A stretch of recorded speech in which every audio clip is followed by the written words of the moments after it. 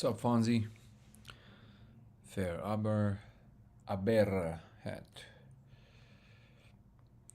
What's up, Amalia? Good to see you. The beastness in the house. How you doing, brother? Good to see you, my man. So early, I know.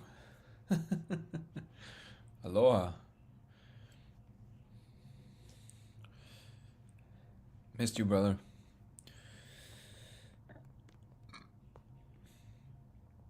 Austin's in the house. Bro, you should come on and chat today, seriously.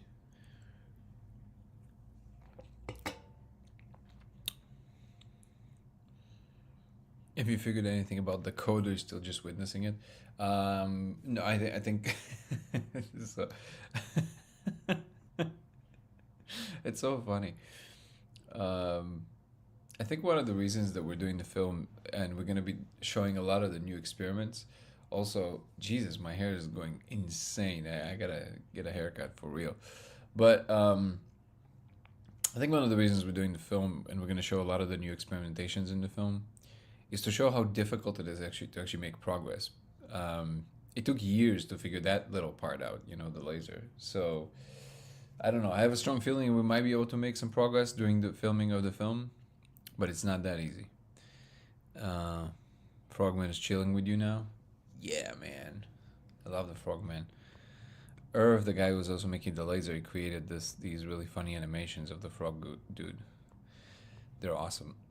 So yeah. Soon I'm going to be diving into a whole new set of experimentation. We're going to be documenting all of it. And if we're going to make another big breakthrough, it's going to be captured in the film. So it's going to be exciting times. But I don't think it's that simple.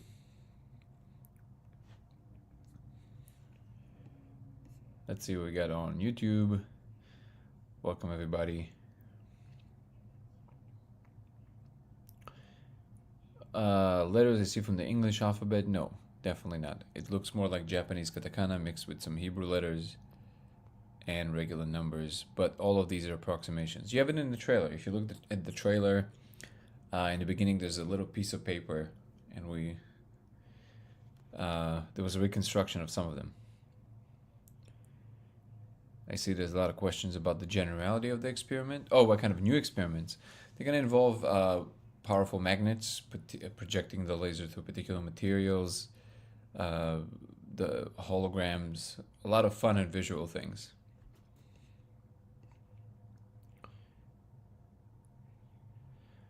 What's the pun? I think I missed the pun.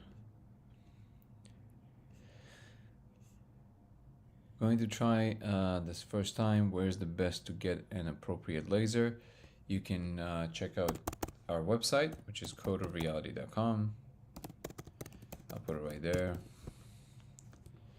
And on this website, you have the full list of the lasers and everything else that you need to make it happen, as well as the protocol. Everything is there, so you can check it out. Don't feel any obligation to get anything from the website if it doesn't suit you. You can just copy paste the specs. Just make sure that everything that we listed there is the same. So that should be good. As well as my email is also listed there, so you can actually email me.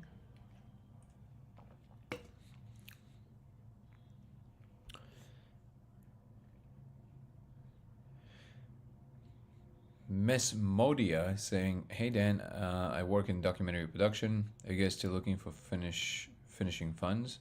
Yes, we are. So if you want to have a conversation about that, by all means, please reach out. My email is lasersimulationx@gmail.com, and we can talk about it. Again, it's lasersimulationx@gmail. But the email is also listed on the website that I just put on the screen.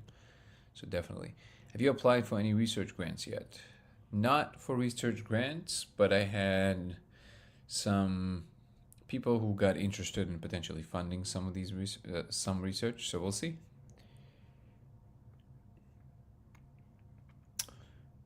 Saw you on Danny Jones. The sound you mentioned, I experienced that too. Yeah, everybody are experiencing the sound. That's a known thing.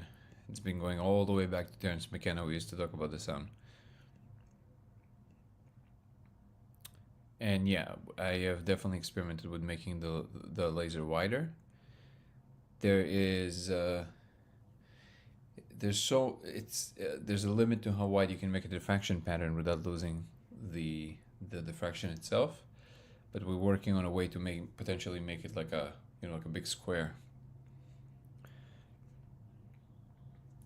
I also hope I get to work with Donald Hoffman. In fact, he was one of the first people that I reached out to in the beginning. I've emailed him, and he was recovering from a medical procedure, but he was super nice. He responded, and I never got to tell him what it was, but I'm pretty sure that now there's going to be a different kind of conversation. But yeah.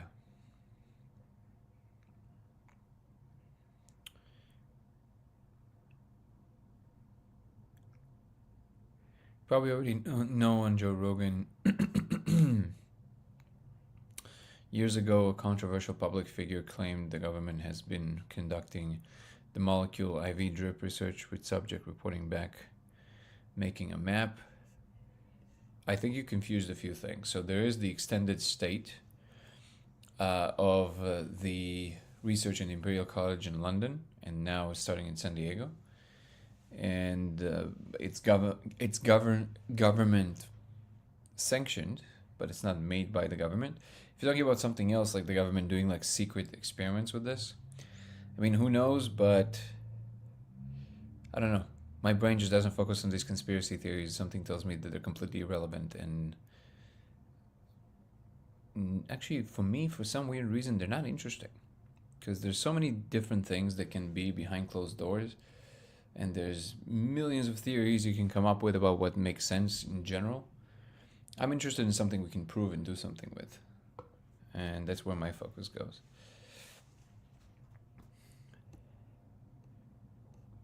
Oh, Jesus in the pun. I see. Hey, Dan, do you hear about the... yes. Yeah. I mean, they're not... the killing time is... This is not new. They've been running the experiments in the Imperial College in London for the last 4 years. Now they're starting in San Diego with John Dean. And yeah, I met with John Dean. We sat down, I explained everything to him. Is the molecule vape pen strong enough to see the patterns? Absolutely. You don't need much. You see it pretty quickly. Hey, Amanda. Good to see you. Don't worry. There's going to be more meetings. The one in Boulder in Colorado is not really active. These are the first people that I reached out to. I'm not really sure what they shared the name at this point. And when I asked Anton, who's funding a big portion of the experiment in Imperial College, I asked him what is it that they're doing in Colorado while we were having dinner. He just looked at me and went, I don't know. So that should... it's not clear what they're doing. They've been preparing to run the experiments for the last 6 years. They still haven't done anything. But also, to be honest, what they have in Colorado is... I'm not really sure what they're doing, but it seems to be different. So the center is based on healing, which is beautiful. There's nothing wrong with that. But the mission of the molecule X is to ask the ontological question whether the space is real, is not to address the healing part of it. So whatever is happening in Boulder, Colorado seems to be completely irrelevant to the project. So at the moment it's San Diego. San Diego is where it's going to be. That's going to be... John Dean is the person who's going to be actually conducting the experiments in San Diego.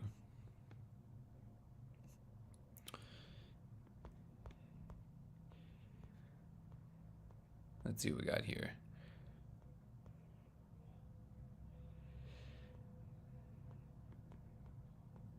Yeah, it's funny because I actually reached out to the one in Colorado originally. That was one of the first things that I've done.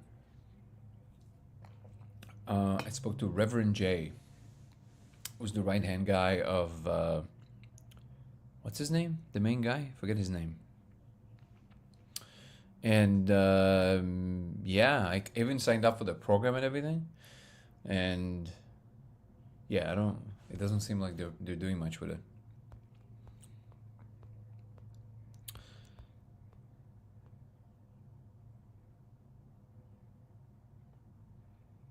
Have I been in Brazil and done it in the environment in which it was intended? I personally don't believe in such a thing. I don't think that such a universal thing is intended for a particular patch of land on Earth. It's true that certain ceremonial practices are good to create a container for these things, but I do not believe in this kind of stuff. I think it's completely democratic. It has nothing to do with heritage, and it has nothing to do with some kind of a sacred knowledge that one people have. Any claim in that direction feels to me completely the opposite of what it should be, which is it's universal knowledge, like from the word universe.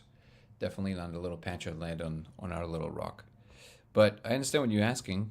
I had a shaman in Central America did it with Aya, and it was, from what I understand, very beautiful. They put the laser and they pointed it at the ceiling, and everybody laid down there and enjoyed.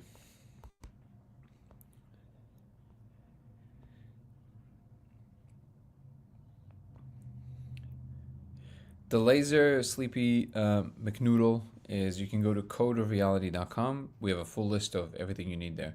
Codeofreality.com. That's your address.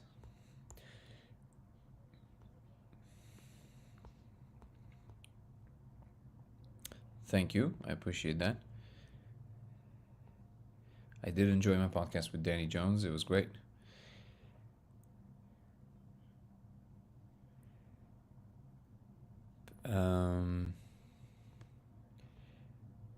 Have you ever heard of? Okay.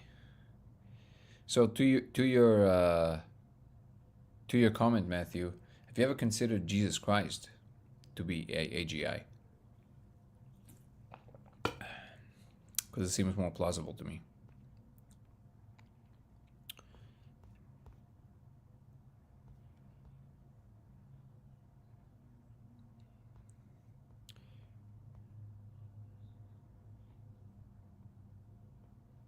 Yeah, I know. Daniel, right? That's his name. You'll forward me an email. The business by of forward me an email about what, brother?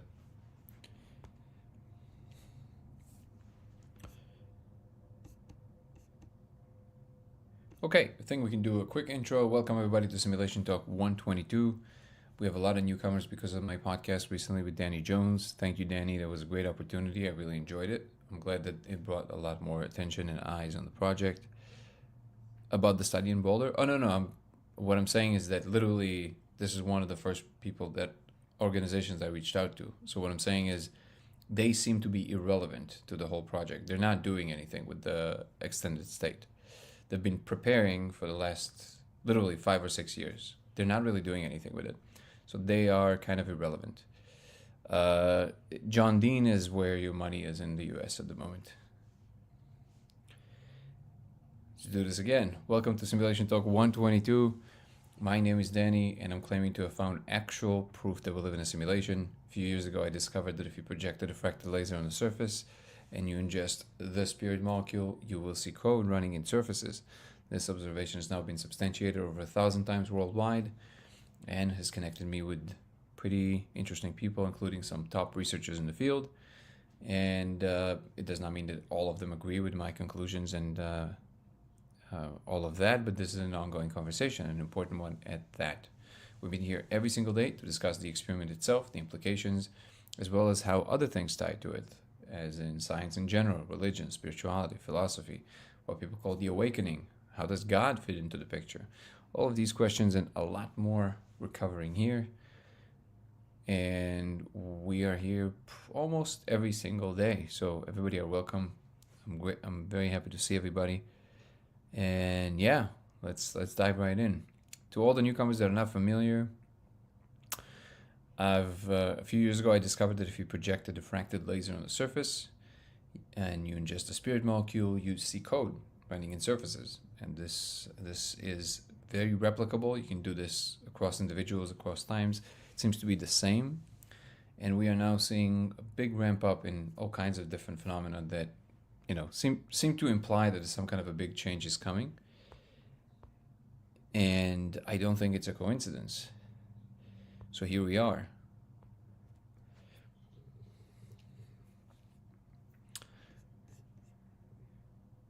It's so funny that I always forget his name, the business, Daniels, and we have the same name. I mean, my name is not Daniel; it's actually Danny legally, but we have basically the same name, and I can never remember his name. It's so funny. Um, can I interact with the console? You mean, what do you mean?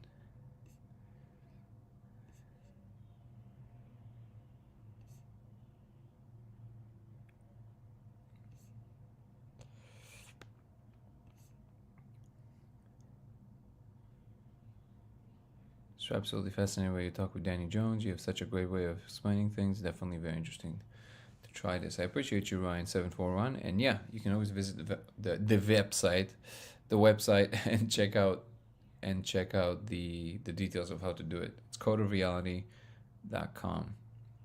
Hey man, can you talk about the difference between having eyes open or closed? I witness hieroglyphs projected on a wall with eyes open during end of, I'm assuming, the trip.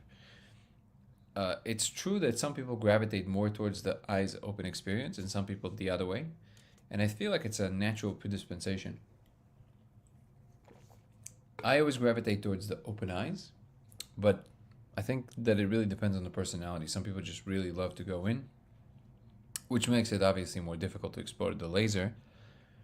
But yeah, but that's all I can say on that. Unless you have a specific question, what I can say is that I haven't noticed that people divide into two different groups. Strassman did the first experiment on the molecule in a Freemason hospital for whatever that's worth. Was it a Freemason hospital? It was in New Mexico, in Albuquerque. Was it a Freemason hospital? What does that mean, by the way? Like, what is the implication here? I don't get it. Can I interact with the console? Yes. 42 has followed me around my whole life. Well, we're in the same. We're kind of in the same family, so 52 follows me. I'm chopping in and out. Weird. I don't know why that is.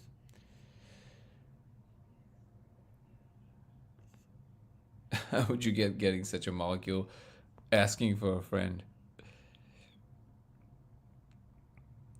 Is the code decipherable in any capacity? It's really funny that your handle is also Neo.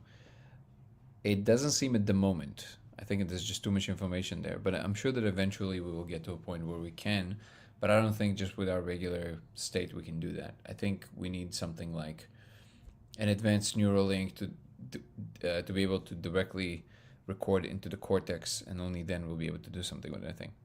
They are doing it in February. Just sent you an email where Daniel reached out to me about planning. Weird. So finally they're doing something about it. Let's see. They were being slightly ridiculed for this because they were preparing forever. Which email did you send it to, brother? Oh, I see it.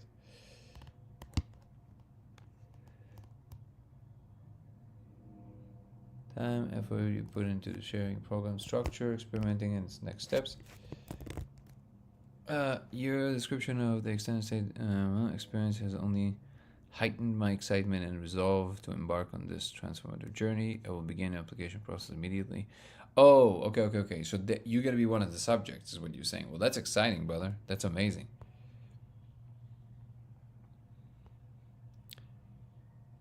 That's incredible.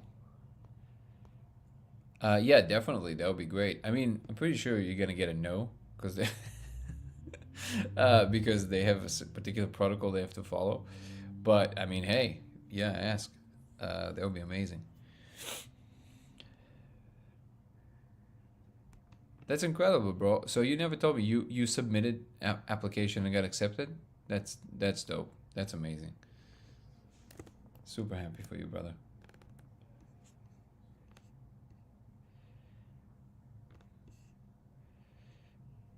You mentioned 1 month ago or so that there's a safety filters. Wait, I think you asked this question yesterday, didn't you? As in, if you do something bad to somebody, it'll just simulate. simulate their reaction but avoid. Oh, okay, I see what you're saying. Yeah, so basically what I saw is that each and every one of us are experiencing our own simulation, and all the other people in our simulation are just projections. But they are projections that take into account the actual individual who operates in their own reality. So you have your own reality, I have my own reality. In my reality, you're a projection. In your reality, I'm a projection. What it achieves is complete safety. So if you start doing something to me that is bad, nothing actually happens to me, but the system is being informed that that's how you behave, and so on and so on. So if I get in contact with you in my simulation, the system knows and it informs me that that individual behaves this way or that way, and it translates that into my reality as some kind of a function. But in my reality, only I can get hurt, and it will always be my own doing. So it's like the ultimate karma, basically.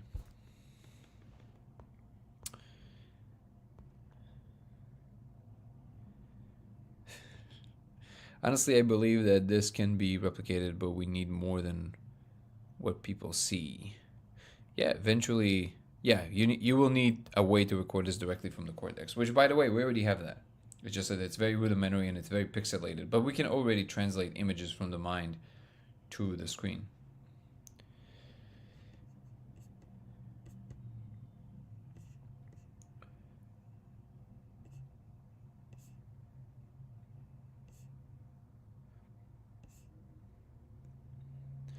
Do you consider the DRUG war to be a good versus evil kind of spiritual war? Not at all. Not at all. I think it's just a matter of human incompetence and confusion. It's not. It's not one of these. I do believe that some things are. This is not one of them.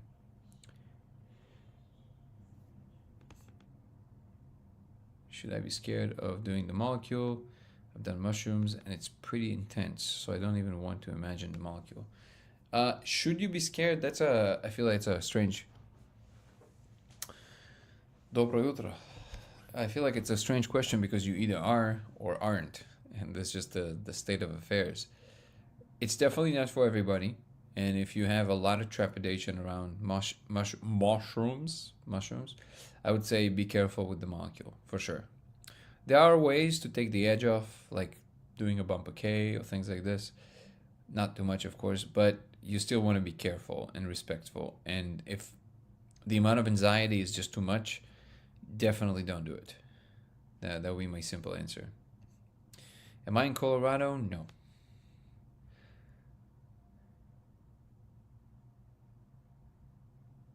Have you tried the experiment on another object besides the white painted wall? Would think that putting the laser on a certain metals, seeing what comes out, would be interesting to try. Yeah, tried all kinds of things, all kinds of surfaces, including skin. It doesn't matter. The code is always the same. I don't think the code is coding for these kind of qualities. I think it codes for something a lot more fundamental, like the laws of physics, and everything else arising exactly how we would think it does, according to the laws of physics. So I don't actually think that putting it on a different surface will do anything. But there is a whole set of experimentation that I'm working on that will include projecting it through particular materials while exposing it to very powerful magnets to see if that actually does something.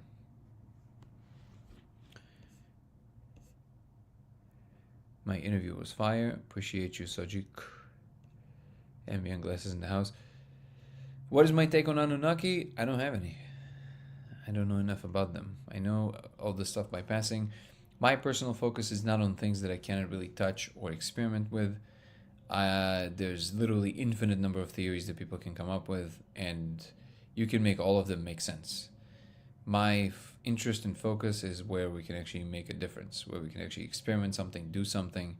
Anything that is just talking about something out there or postulating something about the past or the future in a way that cannot be substantiated, it's a big maybe, and we only have a limited time during the day, so I try to focus on the things that I think might yield fruit. One day I'll learn how to say the word yield without my Russian accent, and that will be a glorious day. Thank you for joining the team, Neo. What is the field I know. I think it is space time, and I think to some degree it also codes for dark matter. And Big Campin, Joe Rogan's podcast next. I'm with you. Does the code change when you move to a different area? No, it's always the same. Can you talk a little bit on the intention to have going in there and the process you had Danny do? Did he see the code? He saw the beginning of the structure with Danny. I think it was more focusing on his experience because he's never done it before. Yes, that's a great question. Thank you for the question, Ambient Glass. I think the container of this experiment is as important as the experiment because in the end of the day, we are the measurement tool to some extent in this case. And because of that, we want to make sure that the tool is clean and at the same time the tool is not damaged by the experiment. So the way we want to approach it is just like we would if we would just do it, from a shamanic perspective. Usually, what I do, because I don't have a lot of experience with shamanism, but I find that breath work really helps to reset the energy, both in the room and inside of you. So I just do 4 rounds of Wim Hof breathing, but guided by Wim Hof. I'm sure you can find a bunch of them on YouTube. There's something about the resonance in his voice that is very powerful and positive, that also sets a certain tone that I love. And after that, we just sit there, relax a little bit. Then I ask people to hold the vape, put it to their hearts, ask it to see what they're ready to see, and to ask it to be gentle with you. And then basically you just sit there and you form a relationship with it for like 10 seconds. You just basically create some kind of a feeling. It might tell you not right now, and you should listen to that. Whatever the molecule says, you should listen. After that, if you're ready to go, what we do is we inhale for 5 seconds. So we go, hold for 5 seconds. After 5 seconds, inhale just oxygen, no more vape. So, and then hold for 5 more, and exhale. So you hold for 10 seconds total. You inhale for 5 seconds, hold for 10. In the middle of the 10, you take more oxygen so you can hold it for longer. And then you repeat. You see how you feel, you do it that way. There's nothing magical about the number 5, maybe in general, but not in this particular context. 5 seconds, you can do also 3 seconds, depends on the vape, you can dial it in. What counting allows you to do is to gauge how much you actually did. So that way you know that if you did 5 seconds and it feels this way, maybe if it's too much, you can do 4 seconds next, or 3 seconds. So you have some gauge of how much you've actually done. Usually 3 to 4 hits will send you flying. If you want to see the code, you don't need to do more than 2. But what I always recommend is just do the full experiment, the full experience, launch, do the whole thing. When you come back, if you still feel good and you feel called to do it, get up and go explode the laser. If not, don't worry about the laser. There should be never any pressure to do any of this. It's very important to remember this.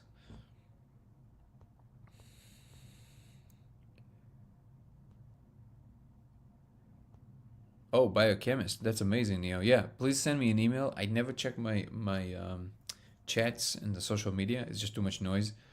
Sometimes I do, but it's very rare. Please, please, please email me, lasersimulationx@gmail.com. I always respond to my emails. I would love to keep in touch with you. Talking to you, Neo. So lasersimulationx@gmail.com. Also, congratulations for finishing med school. That's not easy.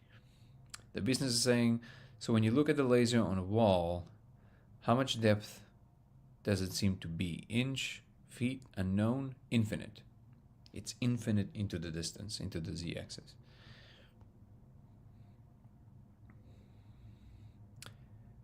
Was literally just watching you last night on Danny's YouTube show. Well, and literally you're here now, so welcome.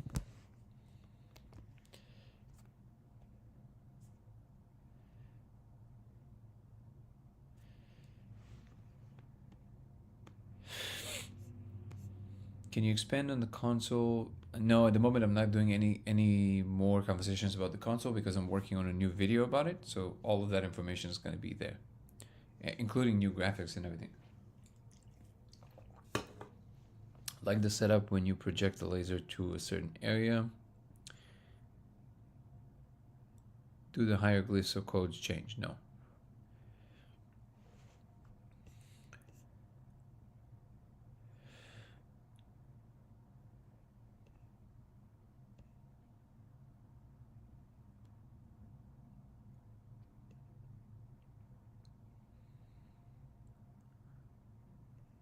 Find it interesting the script you shared on alien language has a striking similarity to Korean script. It doesn't really look like Korean to me at all. It looks more like Japanese, either kanji or katakana. Korean looks a little different. It has a lot more complexity and circles and all that stuff.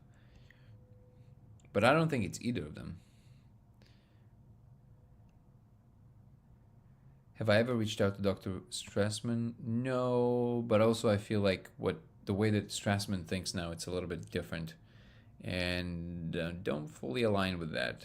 He went full on into religious territories, and even though, as I've said before, I do see religious elements in the space, I'm not sure it's the right way to go. I think there's a modernity that needs to be preserved in the way that we're observing it. His thinking changed tremendously over the years, and after he wrote the second book about prophecy, I don't know. There was something about the way he reasons in the book that kind of made me realize that he's not doing science anymore in his head. That's just not what he's involved with, which is absolutely fine. But it's just I'm less interested in that kind of channel. Could you also re-explain how those symbols works again and how they could manipulate reality? Yes, I will talk about it a little bit later in the live. I've been using the laser. It's wild. Justin Gilmore said. You mean you've tried what are we talking about and you saw the code? Is that what you mean? If I can share a picture of the fractal code, sure. If you email me, I will. Again, it's lasersimulationx@gmail.com, but you can just go to the website listed on the screen, and my email is listed there, so you don't have to remember.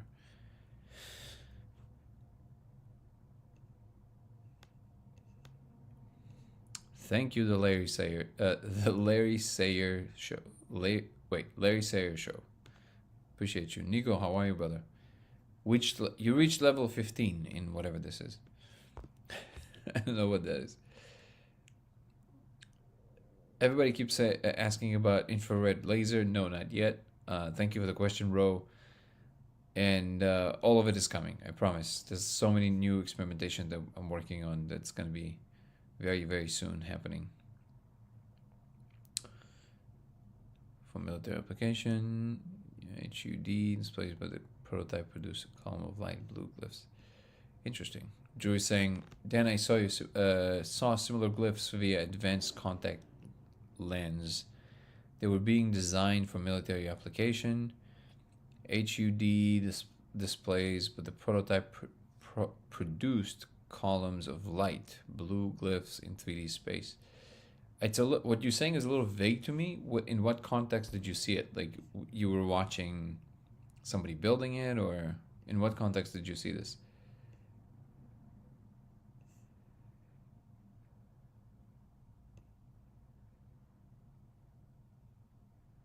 Thank you, Eric. I appreciate you.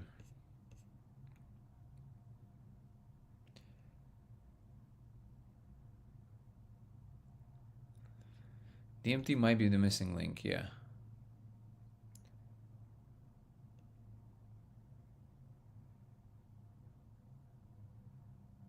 Did you get taught about this karmic idea from the molecule space?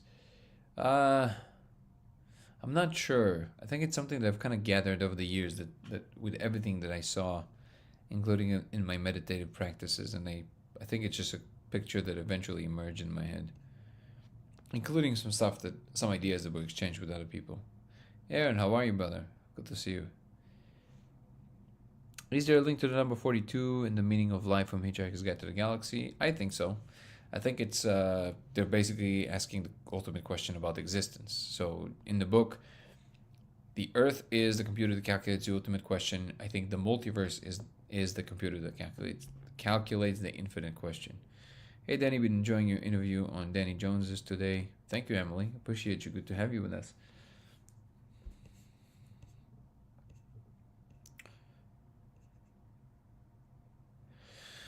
Console interface for the code, maybe. So far I didn't manage to make it connect in any meaningful way, but hopefully soon. My stream is back to a few minutes. It's possible. It's possible that YouTube is doing something weird.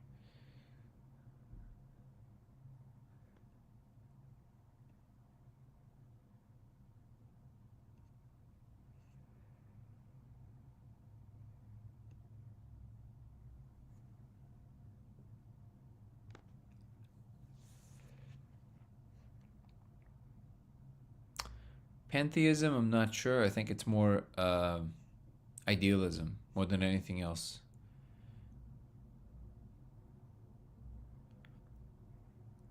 Have you reached out to Joe Rogan or Mike Tyson about the experiencing the code? No, but I'm sure eventually we will cross paths for sure. Casey, how are you, brother? Good to see you.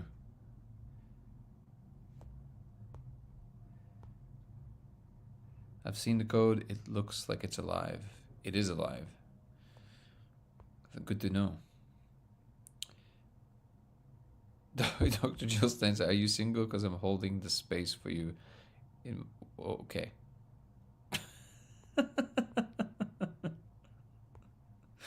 I got to the end of the sentence. I was like, okay. I love that you have a doctor in the beginning of this.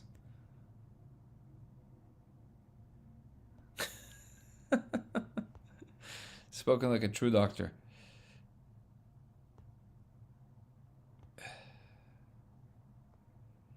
Why would the code use lasers if true? I'm not sure what you mean by that. The proposition is the code is literally coding for reality itself. It might be in the light, but it's primarily in all the surfaces.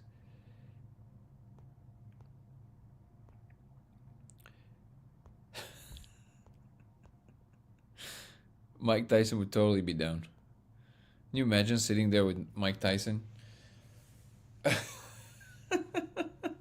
I mean, what is this reality? At this point, anything can happen, right?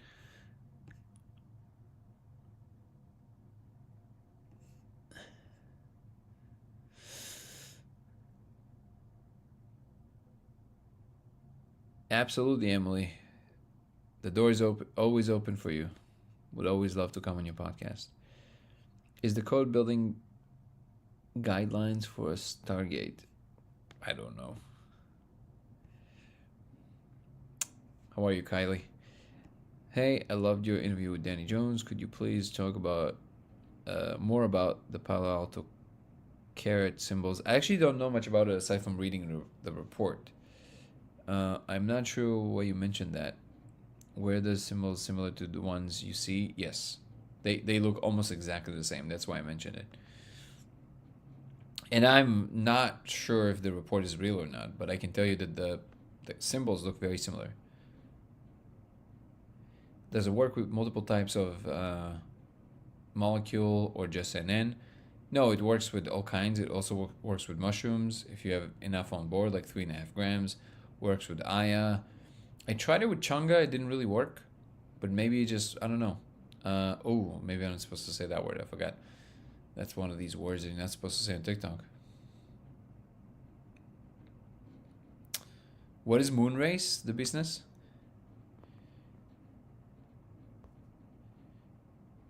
Selling memes like the stock market is here now, then reality has completely unraveled. Wait. The code is tiny, yes. No, it cannot be the patterns of the interference because of many reasons, but the truth is that you will not understand fully why that is until you see it. There's a realism to it that just does not.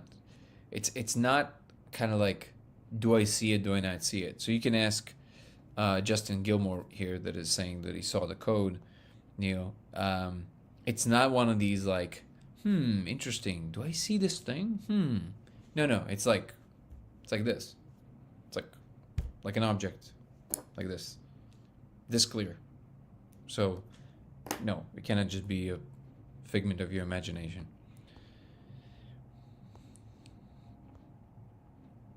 It's also why it's so astounding, because you don't expect to see something that coherent.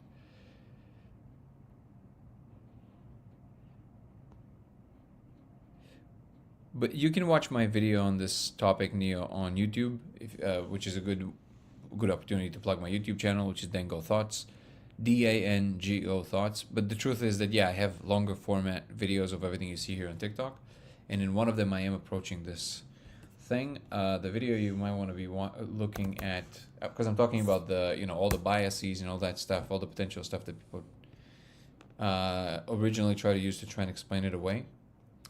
The one you want to be looking for is called Excuse me.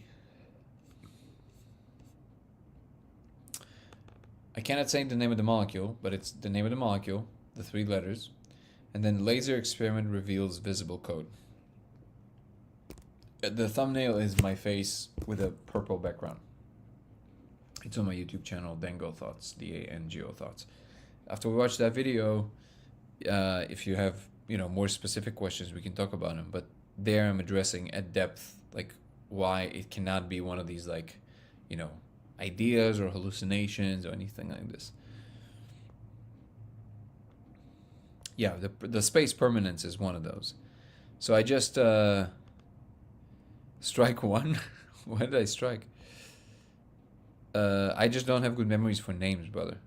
I don't. So even if you shared this with me in the past, I would remember the content, but I would not remember the title ever, because I don't believe in names. I believe in functions. Pictures of the code, yeah, it's in the trailer. You can see it in the trailer in the beginning on YouTube. It's like small hieroglyphs moving alive, infinite, and don't know what it means exactly.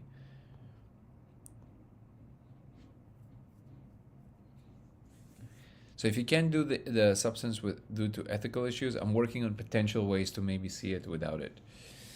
No promises, but somebody promised to teach me a particular kind of breath work. It's kind of like a combination between breath of fire and some other thing. And it's supposed to induce a very similar state. I don't know yet, but if it works, I'll definitely let you know. Again, if you want to keep in touch with me in general, please email me, lasersimulationx@gmail.com. Oh, saying that. What have you learned about the console? Sorry, no comments about the console. I'm sorry. Illegal TikTok word, exactly. Bro, do you want to come on? Would love to see you come on. Oh, I haven't checked yet. I can check now. Man, I really gotta work on this multi-screen thing. Wait, so did I understand it correctly? The business, are you gonna be in the molecule experiment stuff? Wow, there's so many emails. What are you?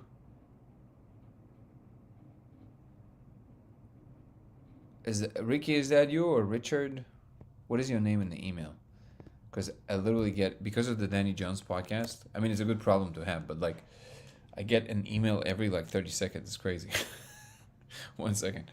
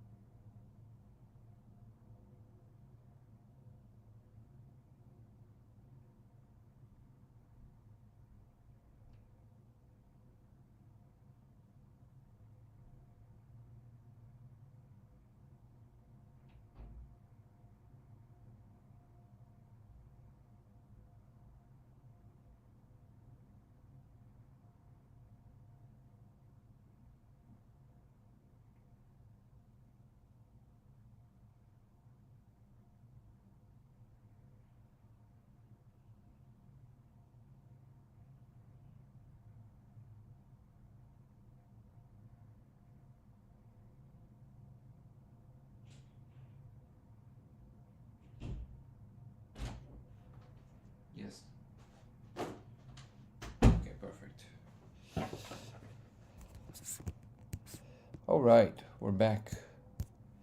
Where were we?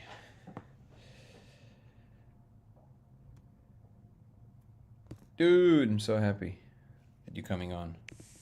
How you doing, man? Howdy, howdy. Howdy, howdy. So you gotta be part of the experiments, huh? Man, like you said, they started trying to work on it, 6 or 7 years ago. I got on their mailing list like right when I found out about it at that time, and Daniel just emailed me like 3 days ago. So I responded back within like 30 minutes, like, yes, been waiting on your call or whatever. So doing all the intake forms and all that right now. Dude, that's amazing. Because as you know, it's like, 15 minutes. I feel like I could stay here longer. So see They what said 2 hours. They're So, aiming for 2 hours now. well, they say they can dial it up, dial it down, depending on how the subject, some people might freak out, not freak out, but, might get a little too intense, but they can dial it down. But, if an experienced person that's familiar with it, they could probably last for up to 2 hours, he said. Yeah. Wow. Well, first of all, thank you so much, Mengle03, and yeah, thank you so much. I appreciate you. I will get to all the comments in a moment. Wow, there's so many on. Welcome everybody. Uh, just a quick, just a quick thing before we continue the business. I forgot to mention this, and it's important. I've recently added the members program on YouTube, so all the people, if you're on X or Twitch or TikTok or YouTube, this program will basically include also private Zoom calls with me, private lives outside of the daily lives, as well as content that arrives early to the members, and content from my personal life doesn't exist anywhere else in the platforms, as well as new things that I'm working on at the moment and constantly taking suggestions. I forgot to mention this in the beginning, and I do feel obligated to mention it. It allows me to focus on the project more fully. So, yeah, just wanted to mention that. And that's it. That's all the housekeeping we need to do for that. Bro, that's so exciting. You reached out in the beginning? You mean like years ago? Oh yeah, because I've been familiar with it since about 2008, 2009. So, and like I said, it's always like 10, 15 minutes. Like I want to stay, but they're always like, all right, no, it's okay. You got to go back. You'll be back though. But yeah, it's always excited me to hear that they've figured out a way to keep you in there longer than 15 minutes. Yeah, I mean, but this has been around for a while. The Imperial, they've been doing it for a while, and so the technology is not new, but Well, yeah, I emailed Imperial years ago as oh, well. oh, you mean when you discovered it? Yeah, yeah, Yeah. that's great. Yeah. I mean, technically, they did it in Albuquerque, right? But I don't think they had the science to the extent that you can just stay there indefinitely. They still had an arc. Yeah, I it's think I was actually- like 12 years old when they did those studies. Yeah, no, in the 90s. It was Yeah. 95 or something. Yeah, 96. Yeah. Yeah. What year were you born? 85. Oh, you're a youngster. I was born in 83.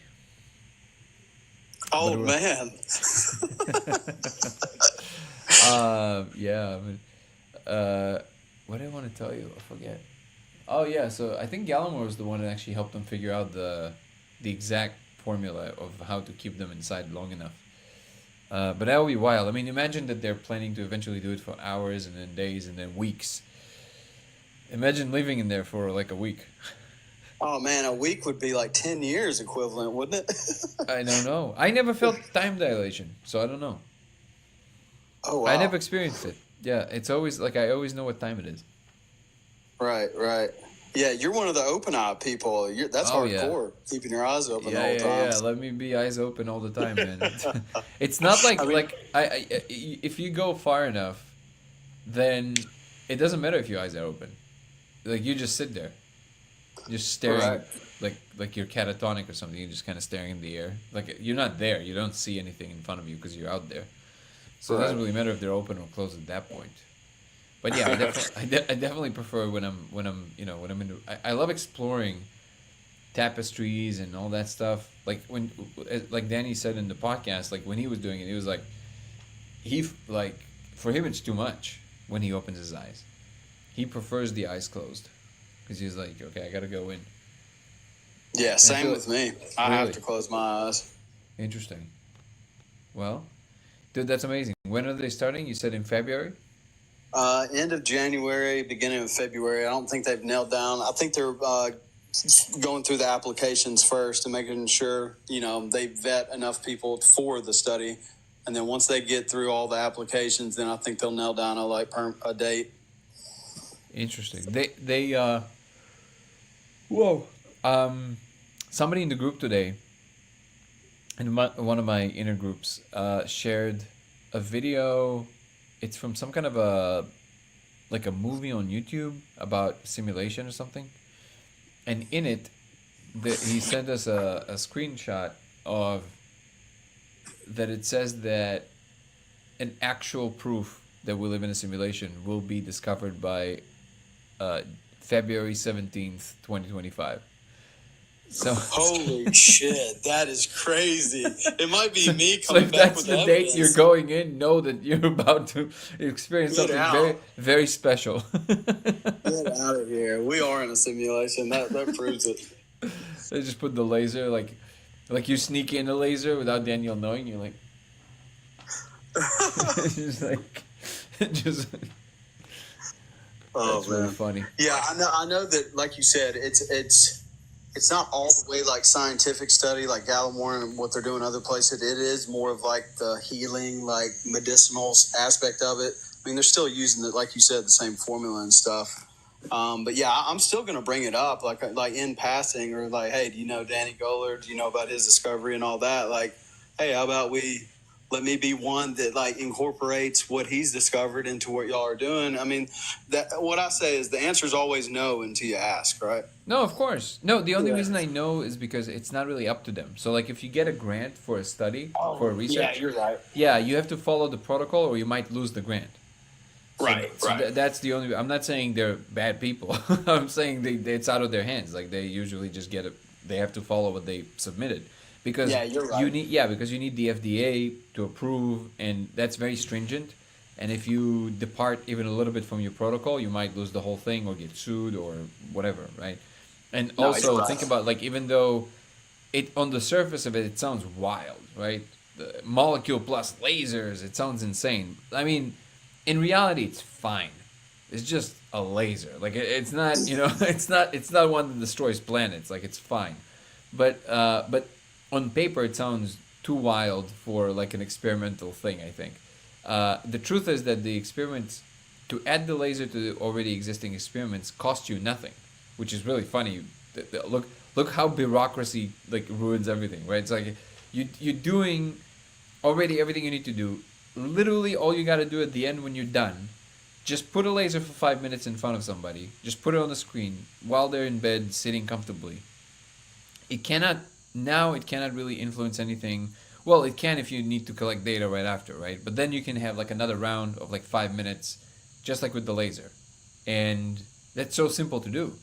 And you just add a bunch of individuals that all do this, and eventually, if you have 2,000 people, and you collect data over 2,000 samples in a double blind, I mean, now you have substantial data as far as like provability. I mean, For sure. you know my song about this. Like, I don't need the provability. I want to see what we can do with it now. But Right. larger science will definitely need the provability. That's for sure. So are you supposed to go there like a week before or anything like this? Like, what are the preps that Yeah. they're asking you to do? Like, obviously, abstain They, from certain foods. Make sure that you don't drink too much coffee, so you're not too dependent on certain substances, right?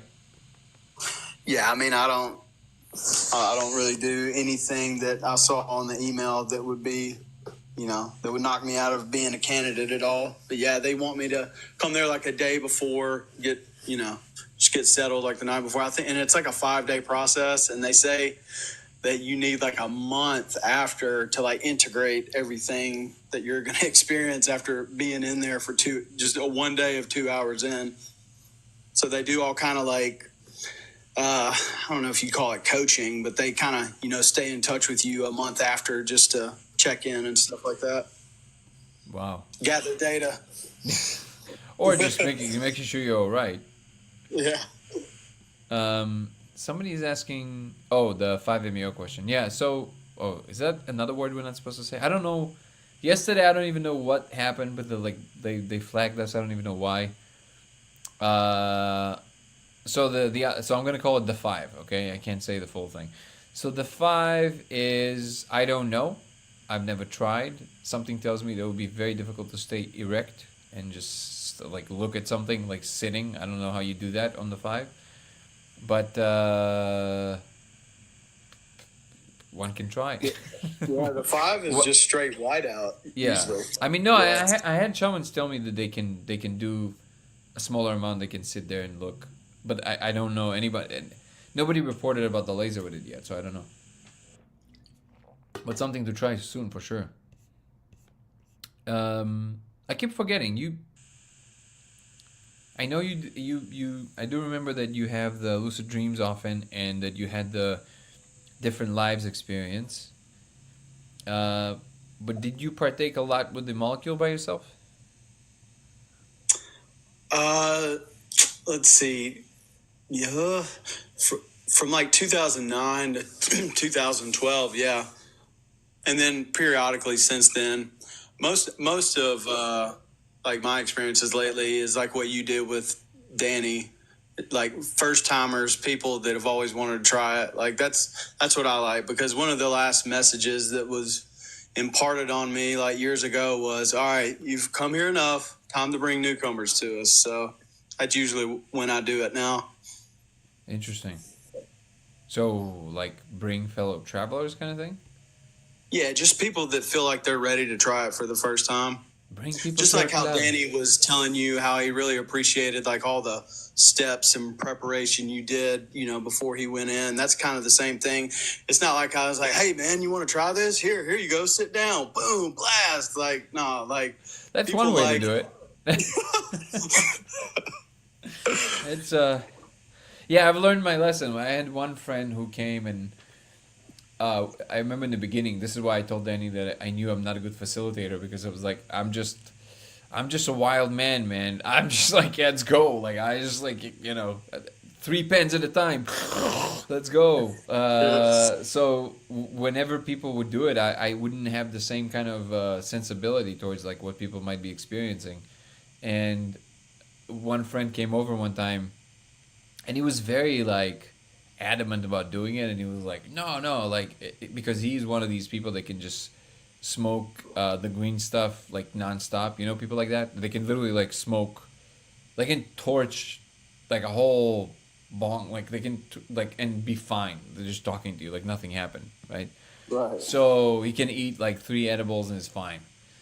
And because of that, I think he was maybe like well he didn't know, right, but he thought maybe because his tolerance to this is like what can possibly surprise him, right? And I was a fool because I kind of fell into his certainty. I was fooled by the certainty as well. So then I'm like, all right, and then we just go, and he's like, and he takes big tokes. He's like, he just keeps going. He's like, enough. I'm like, okay, yeah, one. I guess it's one. Is that considered to be one, or 50? And then at the end of it, he's like, dude, he started rolling on the floor. Like he started like going like he was like he was possessed. Like he just like started rolling around.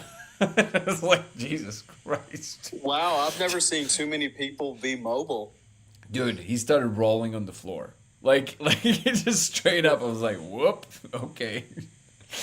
I've seen people like barely move here and there, and some people go like almost catatonic, but I've never seen people roll around before. Yeah. That was very interesting. Yeah. And since then, I was like, okay, well, maybe I need to explain a little deeper as to what can potentially happen. I mean, it wasn't a bad experience for him, by the way. He enjoyed it. It's just that it looked so wild. Like it's just. Let's see what we got here. Anyone near Ohio? This is like really fun. Just like a radio show. Daniel Nemes energy vision device. Do you know what that is? Somebody's asking. You heard of Daniel Nemes, Nemes energy vision device? I just heard about. I was trying to research about it, but apparently, Inventors missing. Energy vision device. I'm not familiar. There you go. The business is going to search, and we're going to find out in a moment.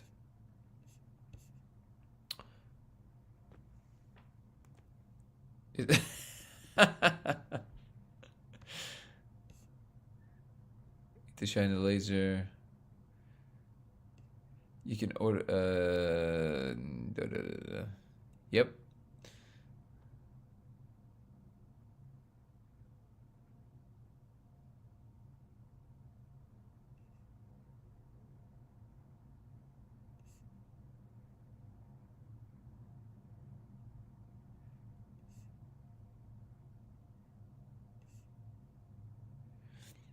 Yeah, as far as extracting it, there's a really good channel by Eric Peterson. If you do Eric Peterson on YouTube, Eric Peterson, the name of the molecule, you'll find really good channel of how to extract all this stuff.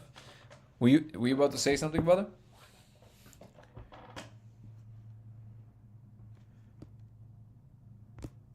Okay. Also, if you guys are enjoying the live, if you guys don't mind giving it a like or a thumbs up on YouTube, X, and Twitch, definitely helps the algorithm. I appreciate you. Thank you. What did you find out?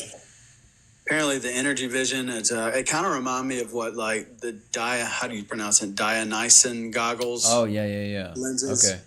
I think it's like a similar thing that he came up with. Got it. Yeah, I don't know. As far as I know, none of this stuff was ever. People say that it became illegal to manufacture and all that. As far as I know, that's not true. You could always get them. What is his name again? Museum of Tarot, right? I think they sell them. But they're not the same. I think he was saying that the infrared ones that we're talking about during Vietnam War, and the diacyanin, they're different. It's not the same thing.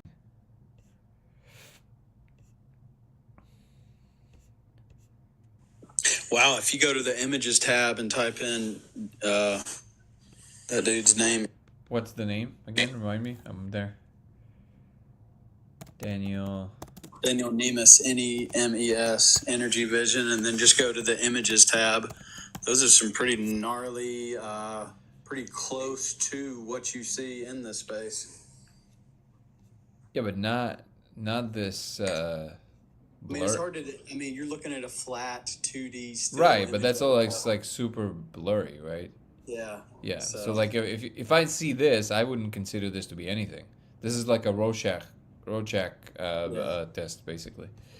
Yeah, because what you brought up on the podcast with Danny is just the heightened reality, like feeling more real than real. It's just like it's not like this. It's the opposite of this. It's like more it's real opposite, than this. Yeah. Free Muse.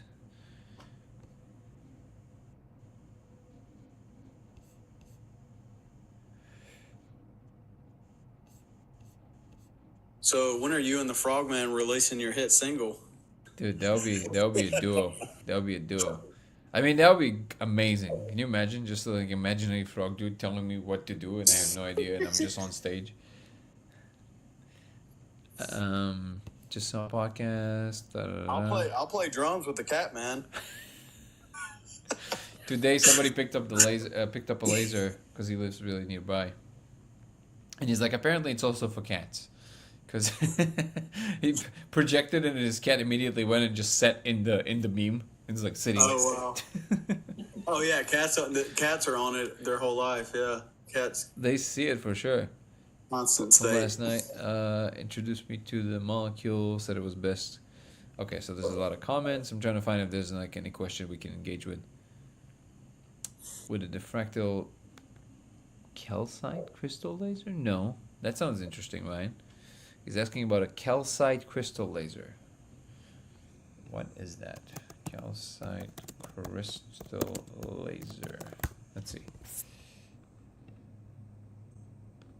Oh, that looks dope. If for no other reason that it looks amazing, I would try this experiment. Aaron would love this.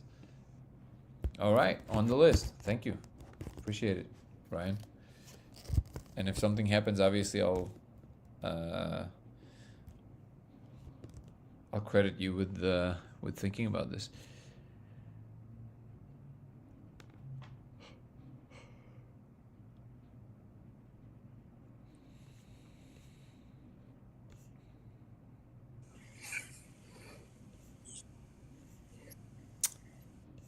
A lot of comments today. I appreciate you guys, but I'm trying to find something to comment on.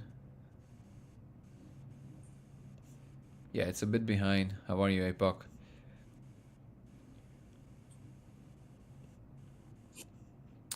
More bizarre, interesting conversations, especially those that impacted your life and real knowledge that you've had with the entities. I wish I could say. I mean, there's a lot. There's a lot that happened over the years, and that's a good question. I think I just need to land on one that really animates me to talk about it, because at the moment, all of them are kind of like more in the background. That's how I engage with information now. It just feels that some things just immediately pop to the forefront, and other things they just feel like they're in the background in different times, obviously. So, right now, trip reports seem to be in the back seat, but the second I feel the wiggle, I'll let you know. How does one diffract a laser? You don't need to. You just go to Amazon. They already sell the diffracted lens laser, all ready to go. You just need to build a little circuit, and you should be good to go. If you follow the website on the screen, codeofreality.com, we have a full list there of what you need to get on Amazon. You can also get the one we make, but if you're trying to save money, then definitely go with the Amazon option, or just copy the specs of what we listed and then go to Alibaba, and you can get those for really cheap. But you don't need to diffract the laser. That's just an overkill. What do I think about the molecule? I mean, it's kind of asking. People always comparing me to Messi. It's kind of like asking Messi, what does he think about soccer? It's like, I don't know. I play it.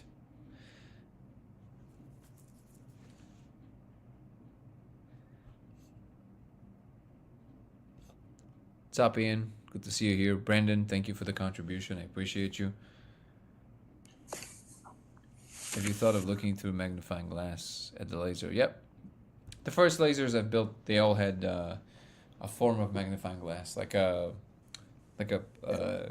microscope lens, like this one.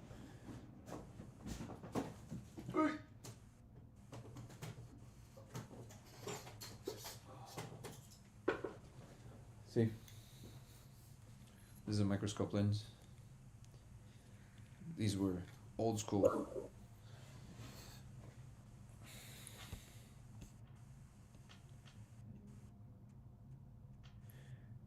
Yeah, free music. That's exactly what I'm saying. So like, you're referring to the thing we were talking about, which is the what is it called?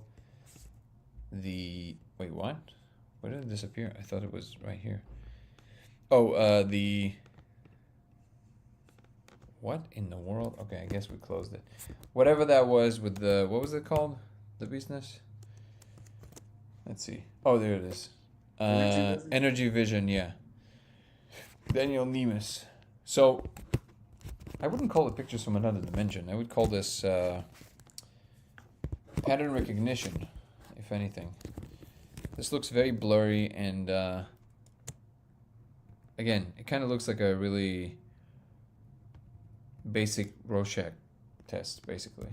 So I wouldn't, like, if considering the level of the claim that you're looking into another dimension, I would say that the pictures would need to be more HD than HD for us to entertain it as a real thing. Which, by the way, is what I'm claiming the code is. Go ahead, brother. Yeah, it looks really symmetrical too. Like, Yeah. I don't know, I don't know if I trust that being what you actually see in the next. I mean, you make anything symmetrical with any kind of pattern that resembles two different synced areas, and it will look like a face. It's just automatic. It's just what your brain does. Our brain specializes in seeing faces. That's why you see faces in most things, even when there's no face there, because your brain literally is trying to construct a face pretty much from everything. Asking entities to pose in front of the camera, if not buying it. So, oh yeah, in Nemus asking entities to pose in front of his camera. That's also a good point. They're just like, all right, don't smile. It's like their passport for the interdimensional thing. Oh yeah, right there. Work it, Right, baby. just yeah, just like give me a little bit more interdimensional pizzazz. They haven't invented the smile yet. How you doing, brother? Kel is in the house. What up, Kel? Dude, I haven't seen you in forever. Jumped on right before you have to jump off, right? Do you do the video on the console yet? I have one video on the console, but the new one not yet. APOC.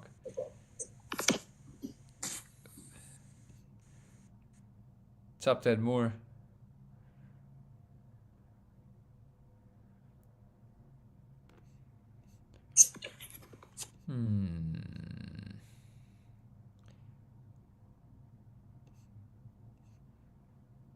It works with other colors other than red, yeah. It's just with red, it's easier to look at it over time because it's the lowest frequency. And you see extra content than the other one, which is interesting. Should everyone do this experiment, or is there a certain type of person who should avoid it? Absolutely. Definitely not for everybody. I'm just saying that it's possible, but if you have any issues with any kind of mental issue, or you suffer from a lot of anxiety, or, these kind of things freak you out, definitely not for you. Definitely would say do not venture. Just like going to space is not for everybody, this is not for everybody.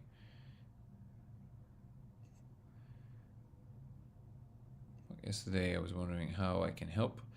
I'm going to email you. I do have skills you could utilize. Awesome. Appreciate it. Yeah, please email me. Interdimensional pizzazz. Somebody loved that term.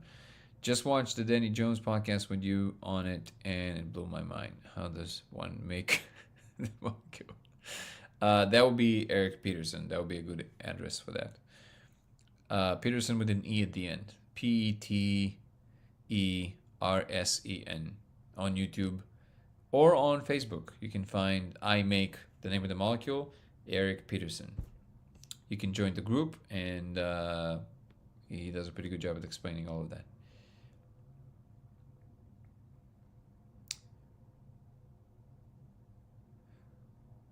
My brother was the first to explain the miracle molecule to me. I was so naive, I didn't know what kush means.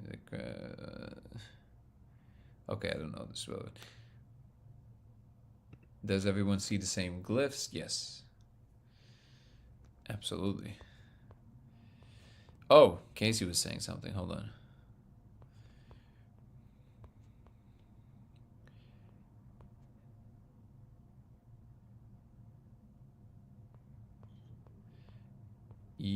Oh, there you go. They had extra and let him do his own thing. Wait. Oh, you said a bunch of things before. Okay. Had on that did extended said that after the experiment was done, that extra and let him do his own thing. What do you mean? Casey, can you explain what you mean by all of this? Because it kind of flies over my head right now. Yeah, when I was reading that earlier, I saw he was referring to the extended stay, and then he said they had a little left over, and they let him do his own. As I did. Like, yeah, I didn't understand what you were saying, brother. If you can just clarify. Usually you're pretty articulate, so. Yes, what left? Oh, like I don't know what. What do you mean? Like I don't think I said. I don't. I didn't even understand the premise of what you were saying. First of all, are you talking about the extended state? If so, what were they left with?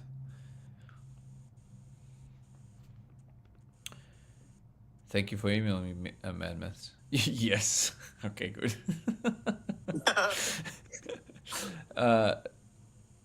The okay. Bro, I love you. I'm not following. Like I don't know. It's like okay, extended stay. They left some. Yeah, they had some left over and they just gave it to him. Is that what you're saying? You're saying that they gave him some to take home because they're not. It's like the intravenous is different than just giving you some molecule. They could do the extended state experience on their own. Oh, that's Kel asking Yeah, that. yeah. Oh, okay, okay. Oh, there. I still don't get it. I don't. Okay. It was a song. What was the song the Frogman showed you? Yeah, did you ever record that Sing us melody? a song. You're the interdimensional man. No, I don't. I don't know what. It wasn't anything I recognized. It was just that it made sense. Like it was following like clearly the chords made sense one after another. Something that I did not know how to do. That's what it was. Could you talk about more about how you evolved from the molecule space?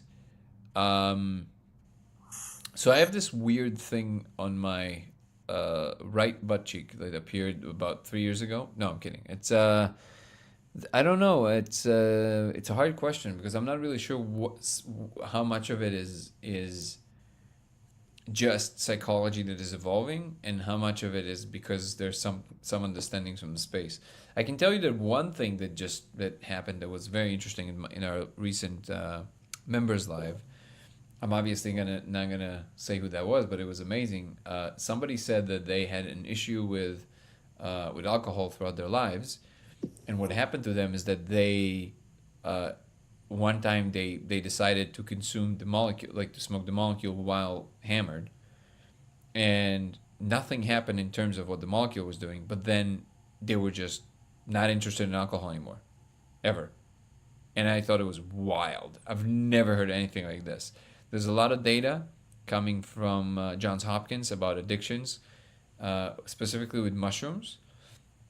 Crazy success rate if it's done properly, even up to 80% full cessation, even after one session with the mushrooms. And with Aya also has a pretty good success rate with addictions. And there's some other things that are specifically targeting that. I just don't want to name all these molecules. But I've never, ever, ever heard that NN, just by the way it's smoked, can help with any of this. And gave me the idea. First of all, if we can replicate this one more time, this will be wild and will merit a whole research immediately. And I thought that the only thing I could think of that was different about what they were describing is that they were on the substance they were addicted to, which I think that in any context of research, they wouldn't try this. So maybe that's what it is. Maybe you need to be maybe you need to be on the substance you're addicted to and then smoke the NN, and maybe it's supposed to help somehow. I don't know. I mean, this is like, super wild assumption. I mean, that happens to me each time I've Really? done mushrooms and like be smoking cigarettes. Like I immediately I'm done. Like it's like a huge trigger that it's like, all right, I never am smoking a cigarette again. So I kind of know the sensation of doing something you're addicted to while on that and it making you never want to do it ever again. Wow. Okay, so maybe there is something there. So maybe this is a way to try. Definitely don't try it with the heavier things. I don't want to hear about any weird cases, but maybe something to investigate. That would be interesting to see. Casey, how are you, brother? I'm good. How are you? I'm doing amazing. Thank you for joining. Yeah, so just real quick. So the guy, you had him on your podcast. He did the extended stay. Oh, Alexander. Yeah, Okay. he had said, I don't know if it was in your podcast or another one, he said that once all the experiments were done, they had, they came back to him and said, hey, we've got extra. You want to go around on your own? Oh. And he's like, yeah, because he had said that he went to the same place every single time. And then, but on that last one where they said, this is a free ride, you can do whatever you want, go for it. And that's when he had the experience of like the big everything going, hello, or whatever. But so I was just saying like, that would be the time to do the experiment if the, grants been fulfilled, the protocols are down. And if they were to come to you and say, okay, we got extra, you want to go free ride, have your laser with you for that run, Oh, yeah, when they give you the free ride. I see now. Okay, yeah, that makes that's sense. all I'm saying. All right. Well, thanks for having me on. I'll jump off. Thank you. Yeah. Okay. See, so this is the funny thing, the business is because I know Casey. We spoke quite a few times, and he's always this quick and articulate. This is why I was so confused about the text. So I was like, wait, what? It's so hard with the chat. Yeah, I know. That's why. Fuckers. Yeah, the limited text kind of helps stops it. I don't even know how to disconnect, but yeah. Bye. Bye, brother. All right, so Casey's telling us there's a chance. There's always a chance. Do your own reality show. Oh, do your own reality show. Could you imagine the celebs that would do the show? Coffee and Codes with Jerry Seinfeld and Dave Chappelle. Coffee and Codes is great. Comedians driving spaceship, smoking molecule. that would be wild. Your first guess would be Mike Tyson. There we go. Oh, for sure. Dude, I saw this guy who does the best Mike Tyson impression. Did you see this meme going around? I gotta send it to you if you haven't. It's amazing. Please do, because this white dude. Oh my god, it is by far the best Mike Tyson impression ever in history. It's amazing. It's incredible. So, yeah, but Mike Tyson would definitely be a huge candidate, and that's actually a great idea for a show. The second you have it legal anywhere, imagine just a show that like you do that and you like I don't know, look at the laser, do something else, and then explore. That would be incredible. I don't know if this is true or not, but would rehab facilities have a lobby against that because they know that if you could instantly cure addiction, all rehab facilities in the country would like just shut down? I don't know, man. I would hope not. I would hope that people start to climb out of this idea that just because of their own job security, they want to keep a whole portion of a population hostage to a condition. I mean, that's very sad. I mean, to some degree, if your point of awareness is very self-centered, I understand that. But I would like to believe that we are entering an age where people are a little bit more, of the understanding and the belief that the right options will present themselves to them, and they don't have to worry about job security. Oh yeah, I believe that too. We've graduated so much in the past few decades. I mean, just like what Elon's doing with the DOGE, Department of Government Efficiency, I think things are about to get a lot more efficient with medicine and just whatever we need to function as a higher society. I think that's coming down the pipe soon. Oh yeah. I saw. It's really funny, and to be super clear for everybody, this is not a political comment, so don't get all worked up. It was just funny because it's true, and it was just hilarious. So the meme it's basically a picture of Trump and Elon, and all of a sudden, all of our platforms just shut down right now. It was Trump and Elon, and who else was there? Oh, what's her face? Dude, I can't believe I'm spacing on their names. Anyways, two other people that were like part of their now, kind of like the inner circle of the elected government, and it literally says, "The Democrats won the election." Oh yeah, I saw that. Oh my god! All of them were recently Democrats. It's hilarious because they were all Democrats. Like this is like what happened. It was like we're in an upside down world. Like what's going on? Oh yeah. Terrence McKenna always spoke about, increasing novelty until we get to the singularity. I mean, until you get to like almost there. The opposite of whatever it was. Why does the human pineal gland produce this molecule? I have a surprise for you. It does not. Most neuroscientists now believe it does not. Only melatonin. And in fact, I heard recently somebody talking about, it was who mentioned this? I think it was either Huberman or somebody. Anyways, Gallimore mentioned this on my podcast as well, that there's no reasons to believe the pineal gland produces the molecule.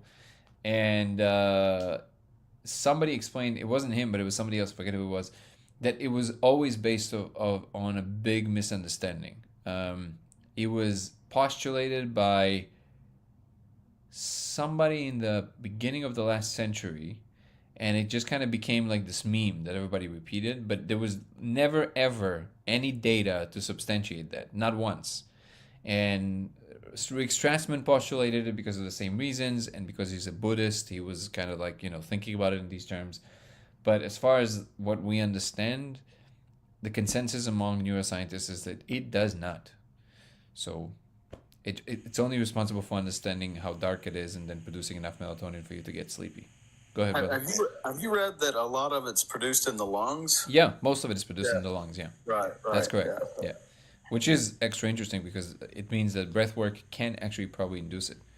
That makes sense. Yeah, the Wim Hof stuff. Mm-hmm. Yep. Yeah, there you go. Somebody said, "Oh, Irv, Irv, Irv is my laser guy, and he's right here, and I love him. He's amazing."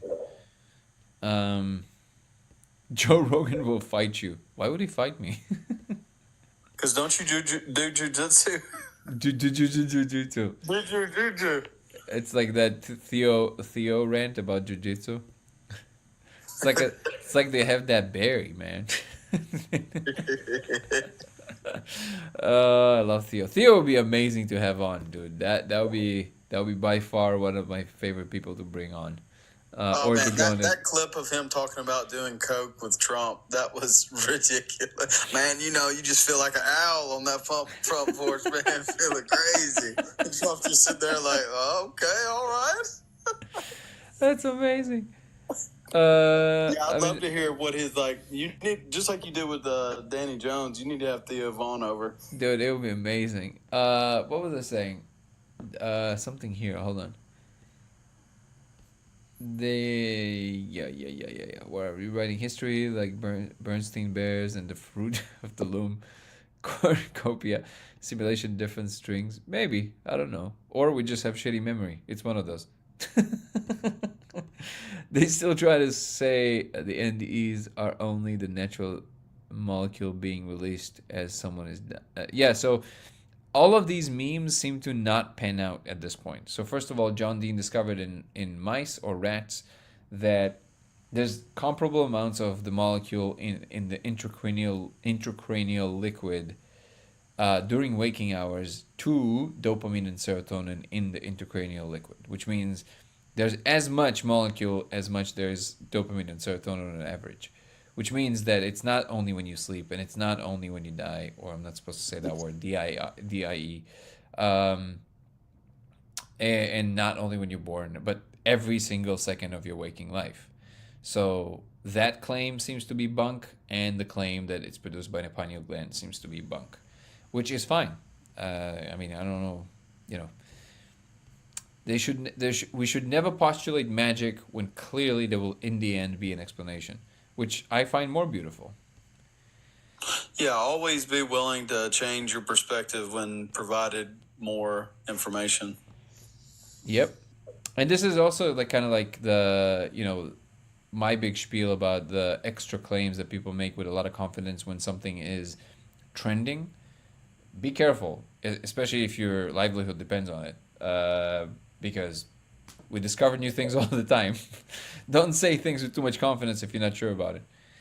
How will this simulation end, or is it never ending? I think it's never ending. I think it's open ended, and it allows for infinite possibility of evolution. The only thing that is simulated is the environment, not the outcome. Not the outcome. Nor is what you experience as free will. All of that is exactly the same. Also, as always, absolutely yes to Duncan. Duncan is the number one thing we're supposed to try and make happen.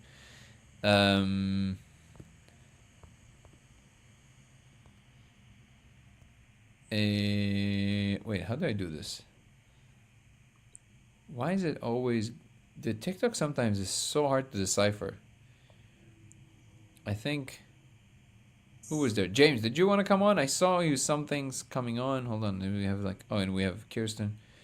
And I think James was trying to come on. Jump on, James. I don't see you anymore, so I can't pull you up. There you go.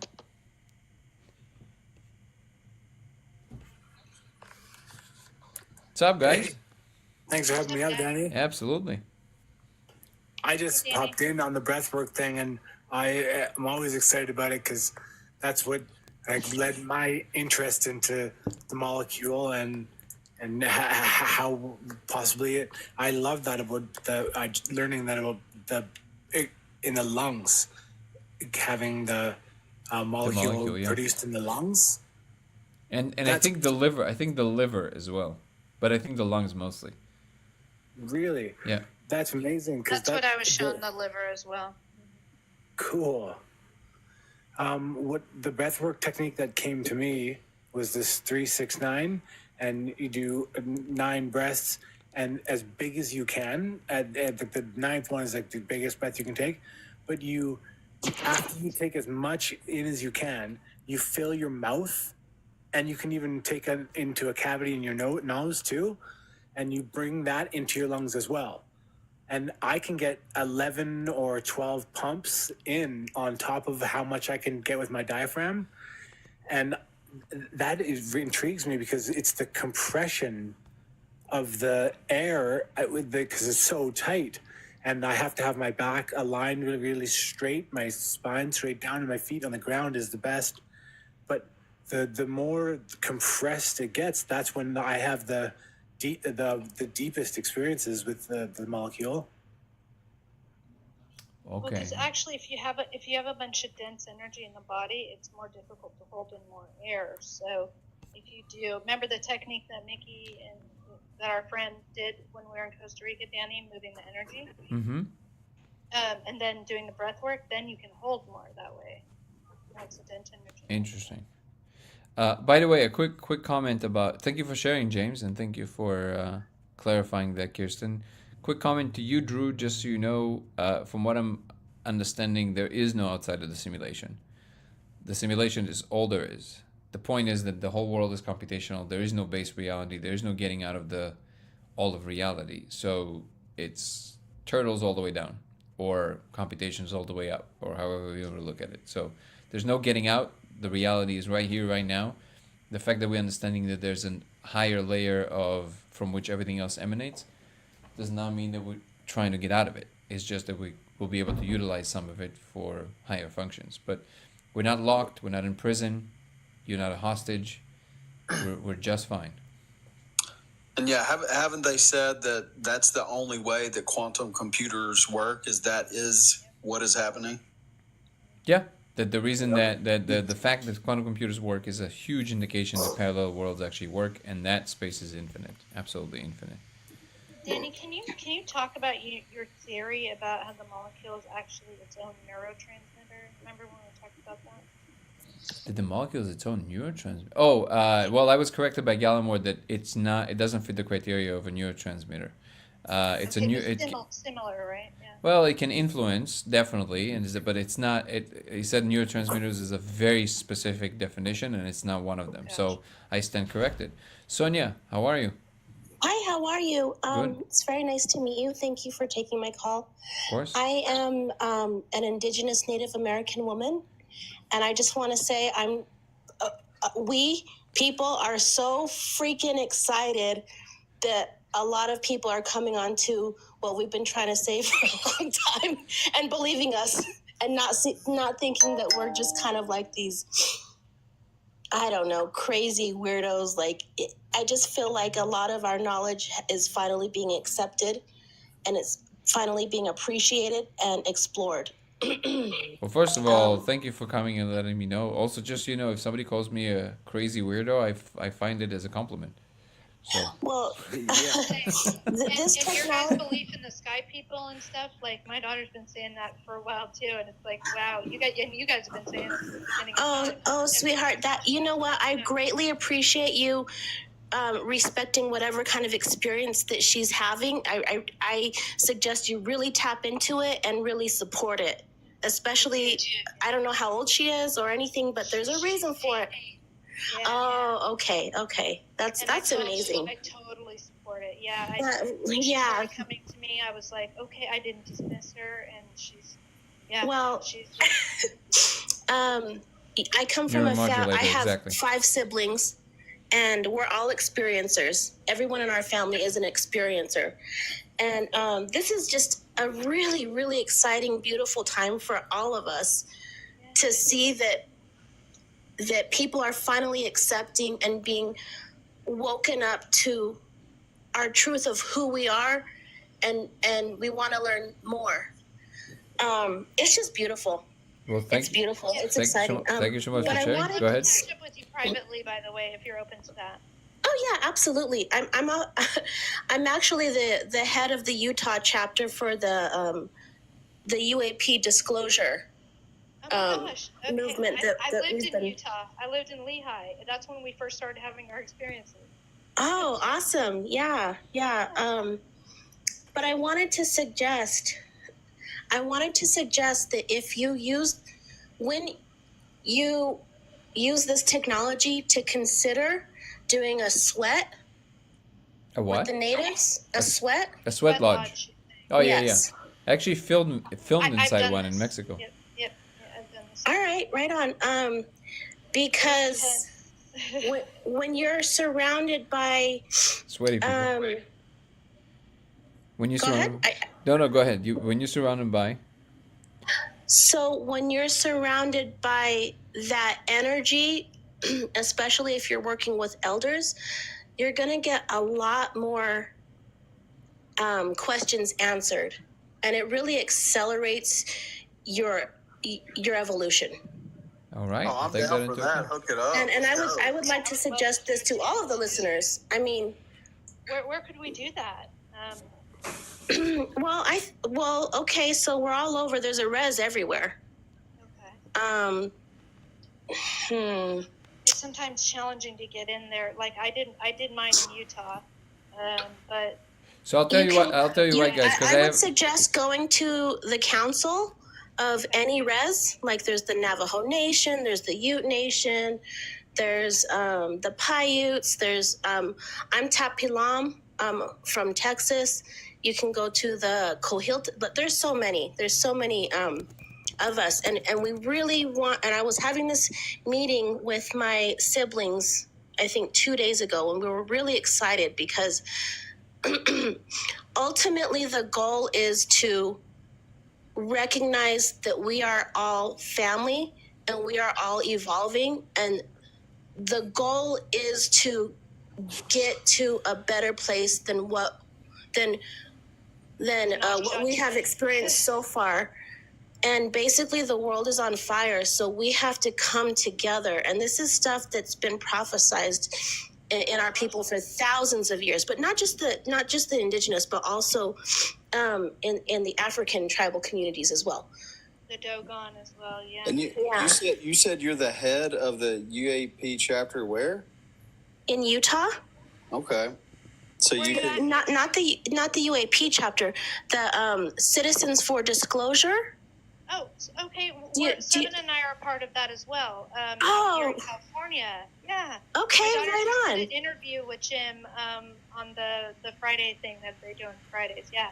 Oh, awesome! Yeah, if you join your local chapter, you get on to the meeting. It's every single weekend, and you just meet so many people. It's just so exciting. It's just a really fun time to be here existing. Oh my gosh, I can't wait to connect with you. That's awesome. Thank you. But yeah, then there's my TikTok, and you can see some of the stuff I post. But yeah, so I wanted to suggest to you to use the technology during a sweat. See what happens. Have you done that, Danny? No, I don't think anything different will be. I'll be honest with you, because it doesn't appear in that way. But I'm always down to try all kinds of fun things. So we might even include this in the film. That will be fun too. We're gonna run all kinds of fun experiments. At least with the laser, I have no reason to believe that it'll be any different, because we have not with the laser, but my experience with it was I could see things. Like I could see actual like spirits, not holograms. Like I usually, you usually see with the integrator or with the molecule. Oh, you mean just with the molecule in general? Yeah, I don't doubt for 1 second that we're gonna see more interesting things or different things when we're doing it in a ceremonial setting. Absolutely, I agree with that 100%. Your experience with the fully formed frogman, like that, stuff like that, like he's actually standing right there in front of you. Yeah, that does happen, and it's pretty wild. So Casey, who was just here, he had a similar experience with a woman with the head of a lioness that entered his apartment. If I'm not mistaken, he'll correct me if I'm wrong, but I think he said she literally opened the door, the sliding door, came in, closed the door, and was standing right in front of him. And if I'm butchering any part of the story, please let me know. But I think I got it correctly. Imagine that happening to you. Like, this is so wild. So after the frogman, have you seen him? No, but I honestly think that I personally think, and I know this is a less popular. I know you've seen him, but I mean, like, does he see you outside of your sesh? So that's what I'm about to say, is that I personally believe that focusing on the entities is is a little bit of a dead end when it comes to these things, because it's like I don't actually think that they're forms. It's more like how they feel, but also they are more of a function, like functionality of a hive mind, and they do a thing. So who they Some are of might them be are. interesting on one level, but they're not. It won't produce like real knowledge in the form of like, oh, like I know that this thing is responsible for this. This does that, and this is why I always. I totally disagree on that. Some of them Sure. are hive mind, but some of them have given me information that's like completely. Remember the blood thing that I did? That it told me. Sure, if you can look at your substantiate it, lab by all bloods- means. I personally have never Yeah. witnessed it, so I can't speak to that. And things like this, they're like. I mean, they sci- give you the code though, Danny. Science like is they- a lot less close-minded than we like to believe, and if something is holds water, it will hold water. Is my point. Yes. So I can Yes, only and you speak can from a replicate place. it. The what? Yeah. And if you can replicate it, then Exactly. So all I'm saying is that until I don't see something myself, I can't speak to that, and that's one of the I guess the roles that I'm seeing myself playing. And it's important for me to emphasize this because I understand the difference between the enterprise of helping humanity heal, which is one thing, and then understanding the structure and then understanding how these two come together. So at the moment I'm more focused on like the structure, even though a lot of the healing is very important, and I'm aware of this, and this is why in the context of that, the interaction with beings might be super relevant because they can help you understand things about yourself. They can help you maybe understand how to move certain things in what humans are, but that's not the full story. And that's not what you're focusing on. not what I'm focusing on. Yes, okay, and that's gotcha. a different project. Yeah. That makes sense. Yeah. Now, since you've been doing this research, have you noticed any kind of change in things that are going on around your home or your body or anything like that? My molecule space completely changed. It became more just kind of like a continuation, just like an augmented space. So like it just became like a regular tapestry of my regular space, and that's where I see the console, like the computer console that appears. That Kirsten also has her own version of this, and then I also noticed that when I go to their space, I no longer experience these, like super explosive, confusing environments. And what I saw is that when people flying into their space, they're being met by these like VR glasses, so to speak, and they project a movie for people to enjoy while they're there, so they don't interrupt the regular state of affairs. When I land in that space, I experience what I like the actual space that they're in. So like with gravity and everything. So that changed, and this is why there's like a recognition that there's something behind the veil, and it's no longer in this space of like, it's no longer in this metaphorical, you can only see it through your third eye kind of space. It's now just very concrete, straightforward, right there, just like a regular space, and it has functionalities. And other people can see it too. That like I think it's a level of consciousness thing, but most people I'm around can see what I'm talking about when I'm working with the console. Like they're like, whoa. You mean that they see your console? Is that what you mean? They don't see the whole thing, but they see like it almost looks like a vibration, and then if they focus, then or take the molecule, then they can see it. But they can also, like Seven can see. She's like, yeah, there's a thing right here, but she also doesn't know what they do. But so she is a little confused. But but my friend Rachel, she was like, what is that? There's like a holographic thing around you. I was like, do you see it? Because she wasn't on a molecule yet, right? And so that was the first time I've had that happen. But working with clients, literally yesterday, they didn't have a console appear, but mine came up, and they were like, what is that box behind you? And I was like, what? And I was like, I'll explain that to you later, because we were working on that. And I was like, this is Okay. about me, By the right? way, quick thing, Sonia. People on YouTube asking for a link for the Utah chapter. Oh, wonderful, awesome. A link. Or just give me the address or something. If you message me, I can send you. I don't have it on me right now. I have to get it from. We call it the motherboard. No, the mothership. So how can they find you on TikTok? You can. Okay, so you have to download WhatsApp, and then you'll see the Disclosure Project, and then or you can actually, this is the fastest way. Look up the New Paradigm Institute. And are you familiar with Danny Sheehan and Lou Elizondo? Yeah. Yeah. So Danny, yeah. So Danny is the lawyer. He's the lawyer for Lou Elizondo and so many other people who are whistleblowers for what's been going on. For the basically the Pentagon is keeping a lot of information from us, and we're giving them billions of our tax dollars, and they're not telling us what they're doing with it. But these whistleblowers, these are high-ranking whistleblowers. These are people from NASA. These are people from the Pentagon. These are people in Congress. These are people in the military, and they're whistleblowers, and we're trying to protect their rights so they can come forward. And we're also trying to find out what exactly is going on, because it's our right as citizens to know the truth. And they're treating us like babies, and we're not babies. We're adults, and we work our asses off, and we pay our taxes. And on top of that, humans are, we're adaptable. We are extremely adaptable. That's our superpower.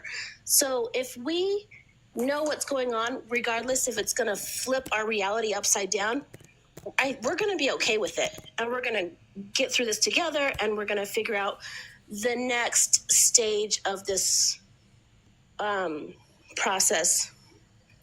Yeah. Couldn't There's agree more. aliens. I thought we always knew that there was aliens. I was born out in the country, and I've seen things from a young age. Of course. So, how do you think things got like this? Because somebody had to have been working. I mean, it's so stupid and arrogant to think that we're the only ones. Absolutely. I mean, really, we're the only ones. I think it's less about like the alien accepting there's aliens. It's the technology that they want to keep from the public, because once that gets out to the public, the whole power structure shifts. Oligarchs, the whole oligarchs lose all their money. It will. And you know what? From experience, they're rooting us on. Yeah, because it's already over. There's people. I have a friend who's actually developing them very privately. Excuse me, I couldn't hear you. What did you say? I have a friend who's brilliant. I can't say his name, but he's privately, he's almost done. He's got a device that works. Yeah. It's happening. It's over. And actually, he downloaded it working with a medicine called Changa that I work with, which is similar to the molecule, but has an MMI inhibitor, which makes it last longer. Well, I mean... Cool, he downloaded it. That's awesome. Thank you for sharing that. That means a lot, I think, connecting spiritually. Like, I've had things come to me that have changed the way that I view myself, and I think this is a really exciting time to be alive. I'm so happy to be here. Yeah, and I think that there's a reason behind that, too. Yeah, absolutely. I'm just so grateful to Danny for bringing us all together like this, because he is such a rock star. He's he's really, but the whole team is just amazing, and I'm very proud to be a part of it. Yeah, I appreciate the kind words, but I really believe that it's I really think so. I think it's the process basically brings all the right people together, and it just emanates through everything, and you just kind of go with the flow. Every time I try to do something that is akin to grabbing something, it disappears immediately. That's why when people tell me right now, did you reach out to X, Y, and Z? I'm like, I'm not supposed to be doing that. Whatever's supposed to happen, happens, and beautiful interactions like these happen here. And I really can't take credit for any of this. I think it's just kind of happening through all of us. And the focus that we have and the energy that we carry is basically what brings everybody together. Yeah, it's not absolutely. So much credit, Danny, but you're on here every night and bringing these people together. And I understand you have your agenda as well to try to promote this, but I've seen a lot of I have a mustache to twirl with my agenda. I've known you like almost 2 years now, and I was just saying I've seen a lot of growth and like a lot of just things changing in the way you do things, and you're much, it's just beautiful to see. Thank you And so much. I appreciate it. It's very kind of you. Yeah, it's really awesome. I'm proud of all y'all. This is a wonderful conversation. I'm grateful for it. Yeah. Where can we find more? Amazing. Where can we find more about your work aside from what you already told us? Is there something in particular that you would like to bring forth? So we said the New Paradigm Institute. Yeah, go to the New Paradigm Institute and just give them your email. Tell them you want to sign on with the chapter, whatever state you live in. And it's free. Yeah. It's free. Nobody wants any money. No one's trying to like do anything weird. We just really want to protect our whistleblowers, and we really want to find out what the hell is really going on. And we all know it. We all feel it. Even people who are non-believers who think that we're a bunch of psychopaths and blah, blah, blah, they feel it too. They just don't know. My parents are even on board with it now. Like, and they're like Trump watchers all day long.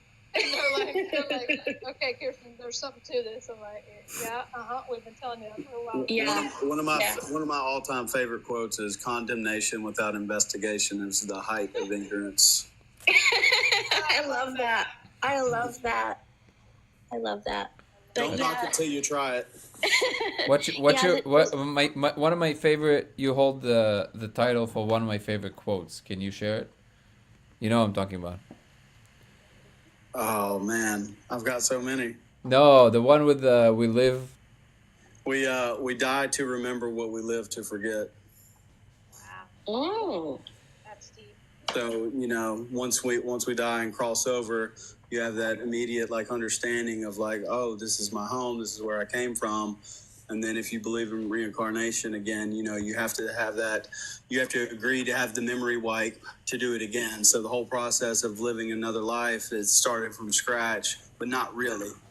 I'm confused about the memory wipe though, because my daughter came in with like most of the memories. Well, no, I think there's a small percentage of people that come back with full memory. I've heard some people that remember the past 30 lives they've had, and that's freaking crazy. She's remembered 3. But the last one is her being a blue avian 11th density living on in another time matrix. And then the one before that is when she was on Mars and Mars got destroyed. And she had it like she channeled it through. It was like, and she was like 5 million years ago. And like I looked like I asked AI afterwards, and I was like, oh, she was active. Like. And how old is she? She's 8 years old. Just turned 8. Wow. And some parents would be like, not letting their child expand on that. So I love that you let her completely. Oh, I mean, I'll tell you, it freaked me out when it first started happening. She was telling me there were beings in her room, and that my mom, who she calls Omi, who was in Texas and we're living in Utah, came to visit her last night and took her to her planet. And I was like, what? Like I thought I was losing my mind for sure. But, I sought help with different people who were experiencers and got more information because I thought I was just pissed. I'm like, leave my daughter alone, whatever this is. And right. Then I finally, somebody reached out and kind of explained it to me. It was Sherry Wild. And she was really sweet and took a lot of time with me to help calm me down. Well, my guess is that she's on the fast track. She's one of those fast track kids. And yeah, she remembers because she's probably been around for a really, really long time. Yeah, that's definitely what other people see, and she does some weird stuff, man. She's pulled headaches out of my nose. She does this weird things with like light language that are like my dad had chronic pancreatitis, and she got rid of it for a while. And she was so funny because she was 3.5, and she goes, "You have to stop drinking. You stop drinking. You stop drinking, or it's going to come back." And my dad's like, yeah, okay, whatever. And then he started drinking again. She's like, nope, not working on you because you didn't listen. And she's like, like at that age. And my dad's like, what? But it went away for like 6 months. And she's like, I told you. Like she's like, and so it's bizarre because like, how does she know that chronic pancreatitis, like that alcohol affects it? That was my thing. Was like, you said at 3 years old she was doing this? She was 3.5. Wow. Yeah, there's a video of it on my TikTok. One of the first ones, where she was healing them. Oh, wow. Wow, you know, I started having my experiences when I was about 3 or 4 years old. Really? Wow. Yeah, and then I was too embarrassed, ashamed, and fearful of coming out of that closet. But when I finally did, I realized that my siblings were having the same experiences, as well as my mother, as well as my grandparents, as well as my cousins. And I'm the outlier in my family. Like, I actually think I'm not. Like, I figured out that with my grandfather, because we recently discovered he was in Germany in World War II. He went missing in action, supposedly. My mom said, "Oh, he was just a communication officer." So all of his records have disappeared, by the way. So I wrote to the Bundes people in Germany and asked for his records. And a record comes back, and I copy my mom on it. It turned out he's in charge of, like, the largest communications for, like, not for the SS part, but for his division, which was, like, a very high task. So, you know what I'm saying? Like, and my Oma used to always, my German grandmother used to always, every time we would move somewhere, she would go to the yellow or the white pages and look at his name, because she was convinced he was still alive. And I went through Ancestry and found a man with the same name, same birth date, in Queensland, Australia. He's already dead, but. And then we got this. So it's like, you know, they're just, yeah, like a lot of weird, like, weird things that, so I definitely think I got it from him, because obviously he was doing some kind of code breaking and psychic stuff. Mm-hmm. Yeah. And then, like, with you, Danny, do you have family members that are also on board with your research, that also feel like this is something that's very natural? Because when it happened to you, it was natural. Like, your acceptance of it was natural. You didn't freak the hell out. You didn't, like. But do you have? My theory is it's genetic. What is? Partially, Just I believe. being open to, or experiencing things, or learning about things that are past the reality that we are trained to, like, accept as our only reality. You mean being able to see it or accept Yes. it? Yeah. Well, But then also, being able to see it. The thing but with then the also, laser. Yeah, go ahead. But then also, you are getting guidance, and you're being pushed in a type of direction, and it's this passion that you have is natural to you, right? My passion to understand reality is natural. Yes. Yes, it's natural. That's natural, but you have to understand that that's rare also. You think? I think we all. Yes. I think we're all born with this. I think it's just being suppressed. I think we're all There are a possessed, lot just, of like, different non-believers. levels. There are so many people that would just like say, "Oh, you're crazy. You're a psychopath. You're so many people that have had experiences or have been. See, the thing is that I'm seeing is that a lot of the people that are having a lot of these experiences, they are incoherent. And they've got programming. That's a problem. No, I mean they're incoherent when they're talking about it. Oh, totally. Yeah. Yeah. So that's but then that's a afterwards problem. they accept it, right? But they're incoherent when they're talking about it to others.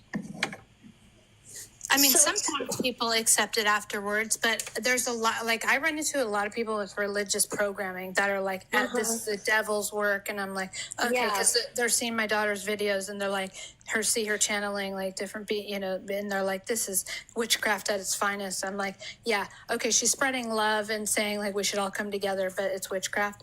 Okay. Like Dan said, incoherent. It makes no sense. Well, a lot of people have fear of questioning what they've been trained to know as the truth. Like when I hear people say, I'm a God-fearing person, I'm like, why would you fear God? Yeah, same. You know what I mean? But Doesn't resonate for me that's my either. opinion. If you feel that way, that's good for you, but that's just my opinion.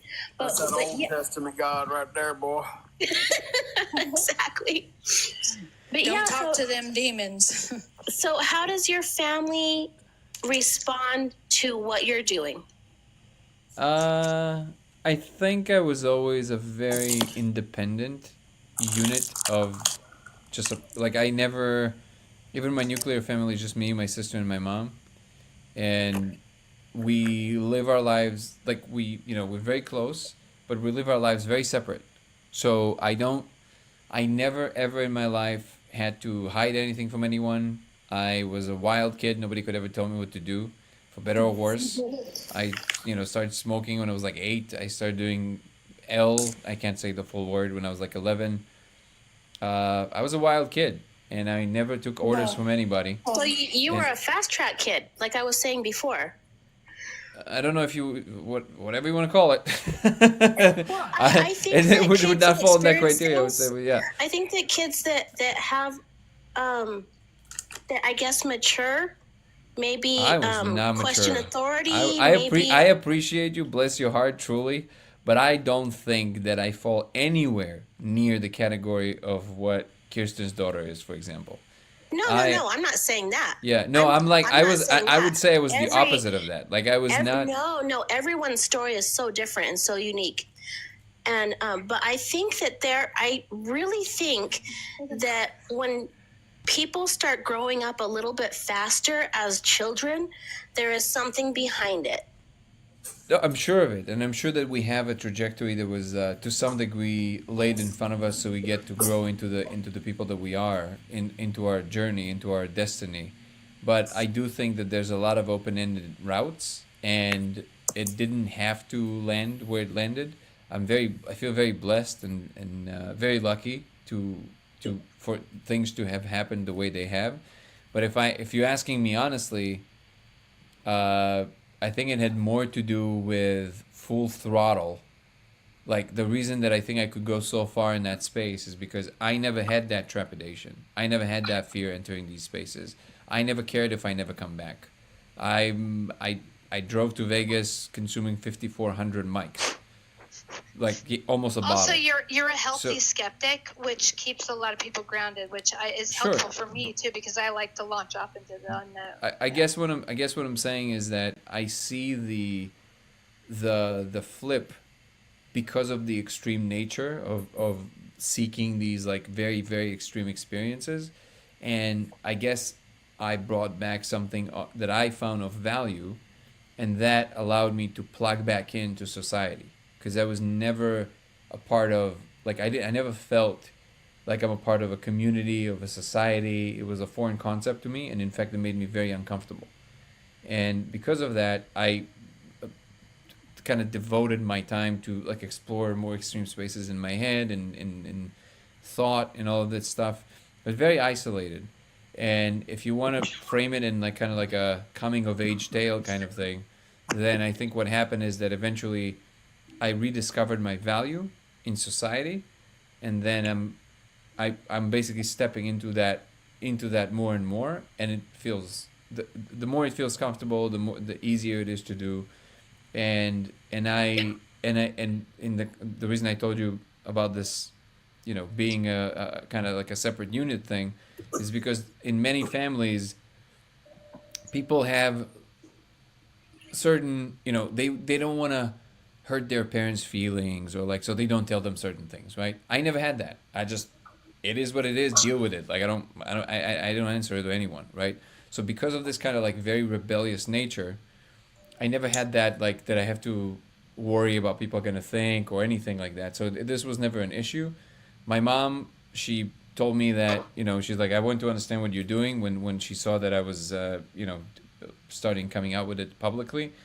And she's very open-minded, but at the same time, she grew up in Soviet Union, which is, it was a very like caged kind of like, if the government said so, that's what it is, and that's it. Like there's no left or right. So she asked me if it's okay for her to try, and I said, listen, I don't know if you can handle it, but like I don't know if I can handle it. So then we went a little lighter. We tried something a little lighter first. There you go. I love this one. Thank you, Kirsten. Tried something a little lighter. It was very transformative. It was incredible. And then she saw the code, and she, uh, and she had the most Russian response ever. She said, "I'm not gonna say wow, but this is very impressive." um, That's and awesome. and then my sister, I can talk a little bit less about my sister because of different reasons, not personal reasons. There are other kinds of reasons, but she's also very welcoming and very loving, and yeah, she just my sister's philosophy is as long as you're happy. She's an incredible mother. She has an incredible career. She's the absolute opposite of me in any possible way as far as like trajectory through life. Like everything is very mainstream, very organized, very like exactly where it needs to be. And I adore her. She's incredible in every way, and that's her philosophy with her kids, with her husband, with her family, and it's like, okay, listen, are you happy? Yes, great. God bless you. That's it. Like just yeah. That's really where she always stands on everything. So she's a ride or die sis? The what? So she's a ride or die sis? I don't know what that is. Sorry. Like she'd ride or die for you. She accepts you no matter what. Ride or die. Yeah. Okay. I didn't hear because of the interference pattern. I think she's like this with everything that is close to her. She's one of these like very quiet people that you don't mess with, because if she gets on your case, she can move things. She can make things happen. It's like, yeah, yeah. So yeah, I'm I have very a question, blessed. Danny, if Yeah. you don't mind. So after the experiences that you had with our friend, like, what's your spiritual take on it now? Overall, Like, yeah, like, has it changed your mind? Because remember, like, when we first started working together, you were kind of like, nah, this isn't. I don't really. I buy never it. said nah. I think there's a misunderstanding. I never said nah. You're right. Okay. I yeah, I you did, always but you were say just that skeptical. there's a reason why we all see what we see.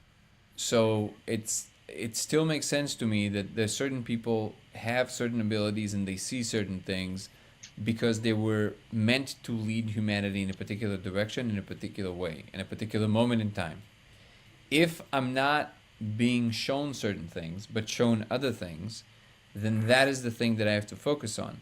I think that the insistence that we must a lot of the stuff that we were talking about, a lot of them are interpretive models versus the things that are actually out there. And I am, as you by now know, I'm not on board on this idea that there's no such thing as out there. I'm not on board with that. I don't agree with that. I think there is. I think that when, by the way, when most people of, the opinion that, well, it's just we all have our own reality. When you press that point, you discover that's not what they mean. What they mean is you have your perception, I have my perception. They know there's a larger reality. They just don't consider it relevant or ever being relevant. I always see it as relevant. That's the difference. I live, what my head lives is, what is this universal thing? Not just mine or yours. What is that thing ultimately, right? Ultimately, the whole thing. That's what my mind is always interested in. And some people find it not relevant, and maybe they're right, but I can't do anything about that. It's just how my brain works. When I sit down, I told you this a million times, I know, in private and in public conversations, but people always have some kind of a default, right? Some people are really good with people, and that's probably because they have a predisposition to immediately gravitate towards relationships, interactions. That's where their mind goes automatically. If I sit down and I have nothing to do for a moment, aside from if I'm not meditating, let's say, the first thing in my mind does, and it's the same thing that my mind was doing since I can remember myself, it's what's outside the universe. What's outside the universe? Like I literally place myself there in my mind's eye. Like I'm trying to envision what it would be like to be on the edge of the universe, about to discover what's outside of it. That's what my brain does automatically. I don't have to try to do it. It's just automatic. And for some people, it's exhausting. For me, it's thrilling. So I never lose sight of that fact. And when people, and I guess because of that, whenever people frame it in their ways, I'm like, well, that sounds pretty like a you thing. And then they go, okay, but yours is just also a you thing. And I say, no, mine is not just a me thing. Mine is a everything Us thing. thing. Yeah, it's a everything Yeah. thing. A we thing. So yeah, so No, so and mine is too. I was just curious whether it wasn't always, but I was just curious whether that had developed into more of like coming into your awareness, or is it just not something that you're interested in at all? what specifically? You have to be more specific. Just the more spiritual component of like healing and like just the experiences that you had. My take on that- it is what I told you before. It feels to me very often that this kind of attitude is more akin to trying to gain superpowers. And my impression of the world, including deep meditative practices, is that it's not that kind of seeking will definitely not get you to the truth. It's like it's like it's so I disagree. I don't think. I know think you it's disagree. I know superpowers. you disagree. I know you disagree. I understand we disagree. That is my impression. If I so the way that I go about it, right? You have to look at things in relationship to what if you're talking about any particular kind of in human endeavor, any kind, science, spirit, government, doesn't matter. You always, if you're talking about, that thing seriously, then the thing you want to consider and create a relation and compare it to is to the people that devoted the most time to investigate that thing. If it's in science, you want to speak to a scientist who's an expert in that field. If it's in the spiritual pursuit, you want to look at an example at a monk that devoted 60, 50 years to study one practice. I see what you're saying. So when you look at them and their attitude, and they're not running around, I can heal people, and then people on TikTok running around, I can heal everybody. So who do you think is more probably confused, right? So it's like no, that makes sense. And I always tell people, you're actually healing yourself. It's just I'm just the orchestrator, because they couldn't do it. Like, you know what I'm saying? I'm not healing anybody ever. yeah, It's them and doing it. notice that again, this is why I always stay agnostic. Is because people like always say, well, you don't understand. Other people say it about monks. They're like, you don't understand. There's these secret monks in like these mountains, and they have these powers. You will never ever hear the monks saying this to you. Nope, you're right. It's the people who want to believe in this stuff, right? So if I ask myself, like, okay, is it real? I don't know, but unless I've experienced it, I can't say with any amount of confidence. And I'm not close to it, and I've experienced a lot of wild things, and the ones that I've experienced, I can speak about them with confidence.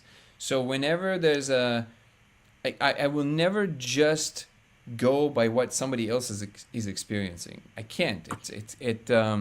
It's just not in my nature. So like it's very easy to be influenced very strongly by what people do.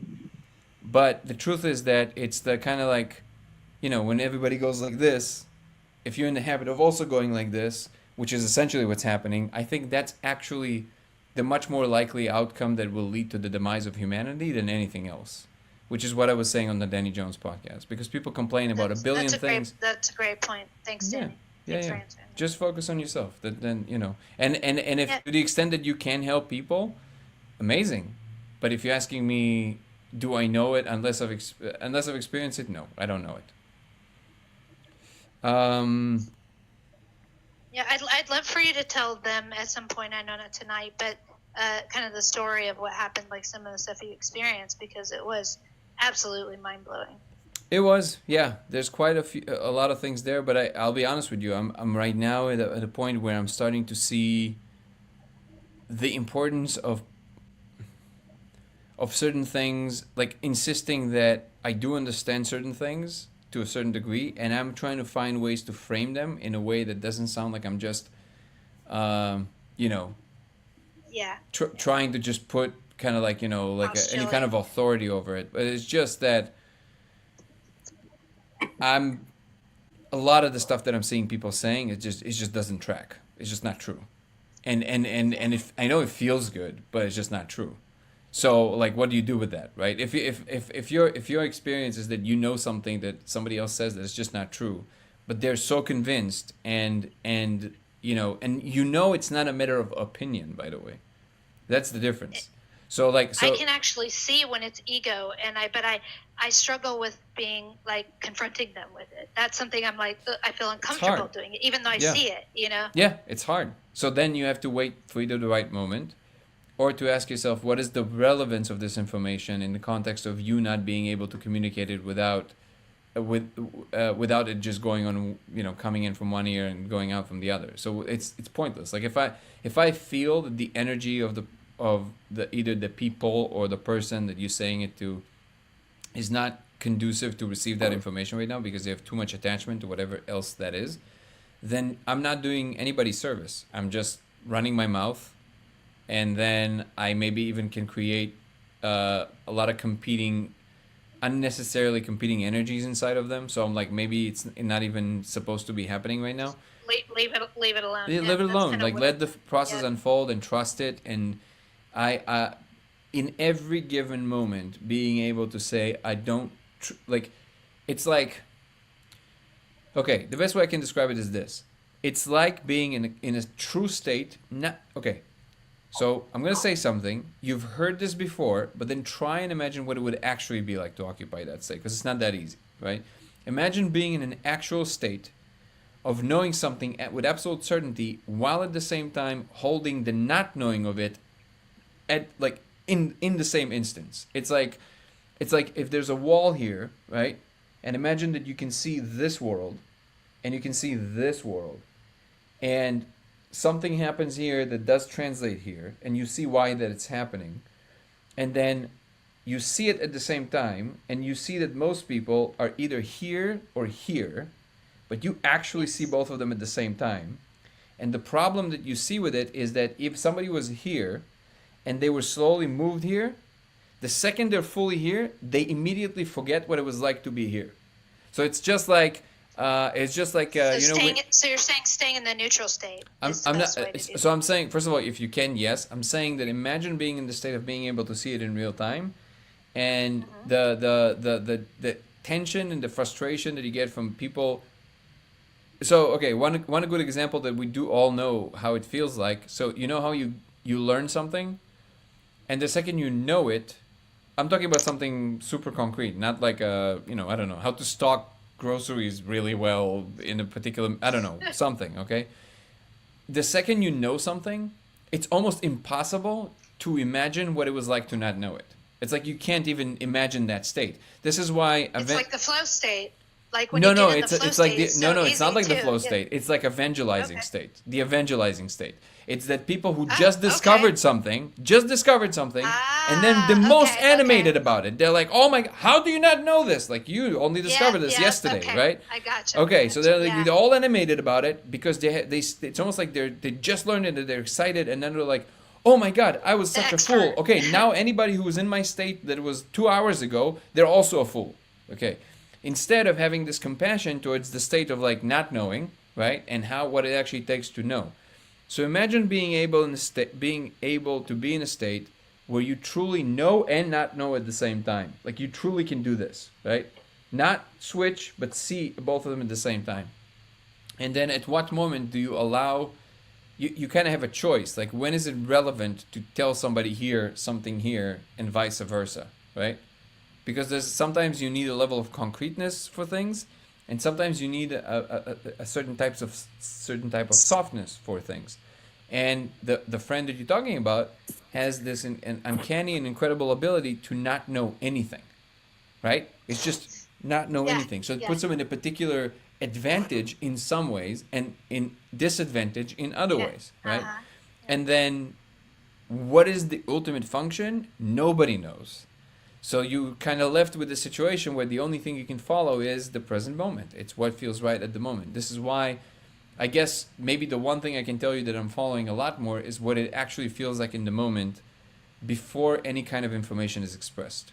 I'm much more attentive to Oh, whether the second between the second, like yeah, okay. whether it should be said Yeah. right now or not. And sometimes I would start a sentence and literally I would just have to be honest because it looks awkward because I would start saying something and something would come into my view and be like, and I'm like, I'm sorry.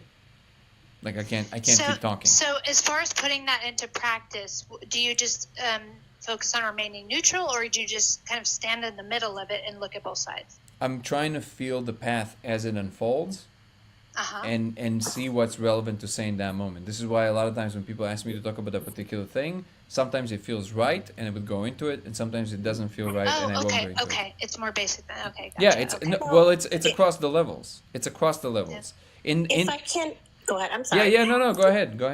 If I can interrupt for 1 second, I just want to recognize that I'm actually really proud of the humility, respect, and patience in this space right now, and your conversation with all of us. I think from all of us. I appreciate your kind words, but I think we're all occupying this thing. Yeah. That's very, very important. Yeah. But yeah. I think it's if we can't. What you're explaining, what both of you guys are talking about, is just that: humility, respect, and patience, and I love it. Thank you. So thank you. Yeah. No, it's and you're right. If you try to speak about this sometimes with other people, it goes very differently. Oh, absolutely, 100%. One time I was called a racist.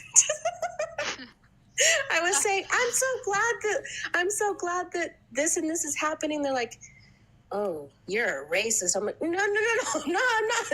But anyways, what? Where did that come from? it was a situation where I said, I'm just really appreciative of the Utah, the white people in Utah, like really starting to understand it and listen to us. And then I was called a racist. But anyways, that's beside the point. Well, it is a racist statement. There's nothing wrong with it, but it's by definition racist because you literally implied entire race by an understanding. But it's okay. No, the Utah Anglos really accepting like what Native Americans are saying and like listening. I'm appreciating it. I know, I understand, but it's kind of like so. I'll give you another sentence that like so. I recently when I was in a Vipassana retreat, I met this guy from England who is married to a woman from Congo, and she's very dark. Like she's not just like black. The skin is like super dark, right? Which is a little different than kind of like how African Americans look, right? And he's white, and he was telling me that, and he's like a super open-minded guy, very also kind of like very successful. He's very well-rounded. He's not one of these like victims. He used to be a boxer when he was younger. He has a lot of businesses. He doesn't have a chip on his shoulder, so it's not like from a victimhood or anything like this. And he was telling me, no, like it's still there. Like he says, like sometimes I would be in a supermarket and like they would literally say, "Excuse me, ma'am, can you step back?" Because they can't believe she's with me. Like I was like, "What?" He's like, "Yeah, that happens." I was like, "What?" In America in 2025? He's like, "Yeah." Wait, what?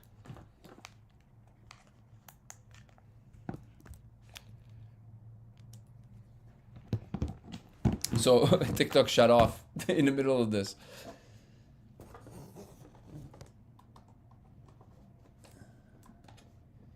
Let's see if I can charge it at the same time. But also, how did it do that if it still had battery? Let's see. I guess TikTok didn't like the story. But we're going to continue with the story because it's interesting.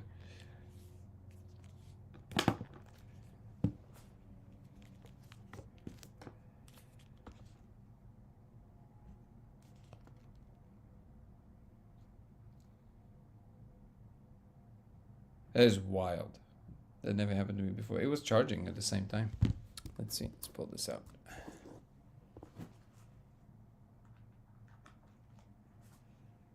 Here we go.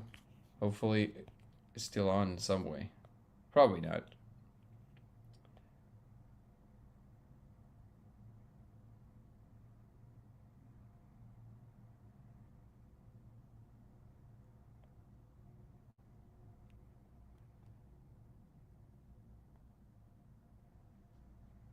Let's see how fast it will take it to actually reboot.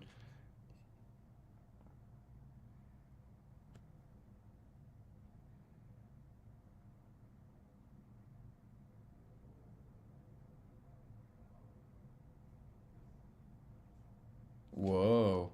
Okay, so it's not. It doesn't even. All right. Well, I guess this is what this. Hopefully, some of them jump in here.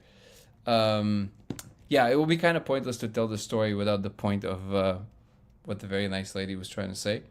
But at the moment, it's trying to charge, so that's not gonna happen tonight. We're gonna do it another night. Let's see if I can answer some questions here, and then we can slowly adjourn. I was watching at all your questions while we were doing this, and I was trying to see if there's anything that I can. Hold on, I'm gonna connect it down here. It will be better. There we go. Wow, this is wild.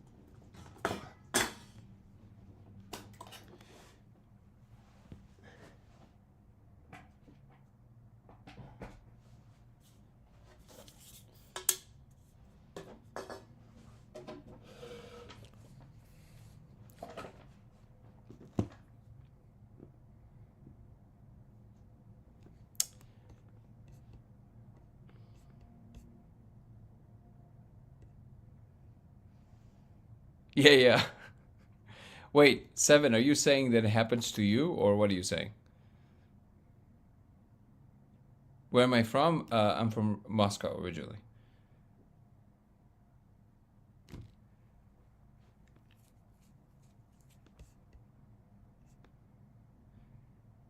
That's really funny, especially the way it happened. Um, Try to point a laser, electric, or magnetic source. Yeah, so the magnetic source is something that I'll definitely be working on. It's one of the big things. Thank you, Shai. I appreciate you. Utah is some confusing people.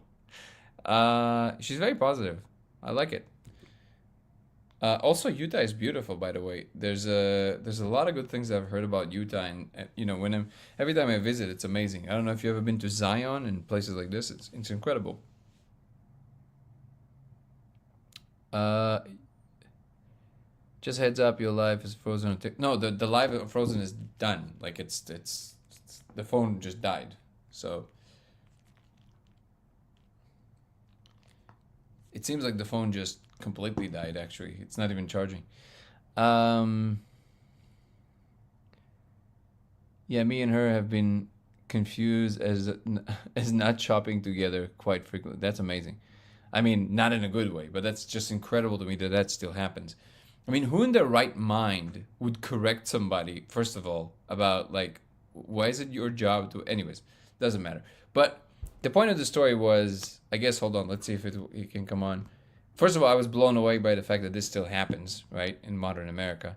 And this is not to say that there is no enormous progress in that regard. Of course there is. But the deeper point was he was telling me how sometimes he would be like one time they were playing in the park with his kids, and his kids are also very dark. And then one lady came and said,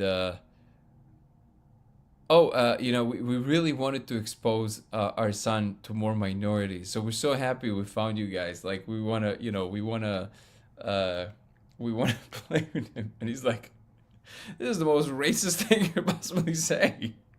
Like, what? We're just people. And I feel like what she maybe didn't quite realize is that what she was saying is very much like that, which is like, I know it's coming from like the, you know, it's always assumed that because somehow white people kind of like you can't be racist towards white people. It's like you're telling people, and I will obviously easily, like, this was the point of telling her this. It's not something I'm saying, you know, because she's not here or anything like this. This I was aiming to tell her that, but I feel like that's essentially, she's coming from a good place, but it comes across as very racist because you're like, oh, finally you start to understand. It's like, we're just people. What do you mean?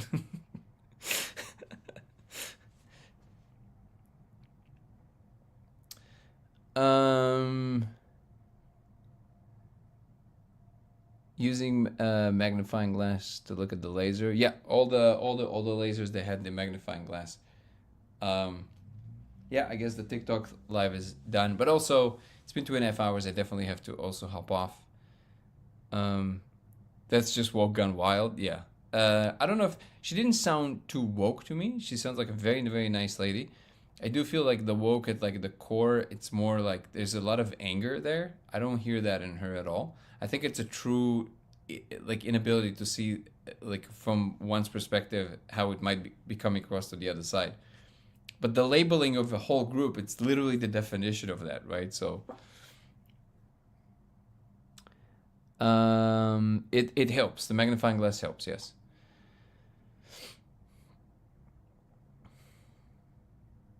Yeah, I guess in Europe it's less of a thing. No, honestly, it kind of blew my mind, Seven. Like you're saying that it happens to you too. It truly blows my mind. Like on so many levels. That's so crazy to me. How can this be a thing? It's insane.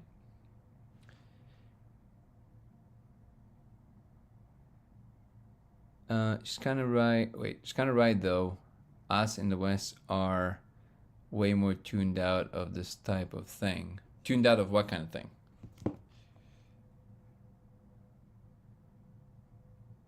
Why is the charging so bad? Let me see. Maybe I also need to close all the other apps. Maybe it's a good idea. It's crazy. It's so, like, also the charging is, like, so weak.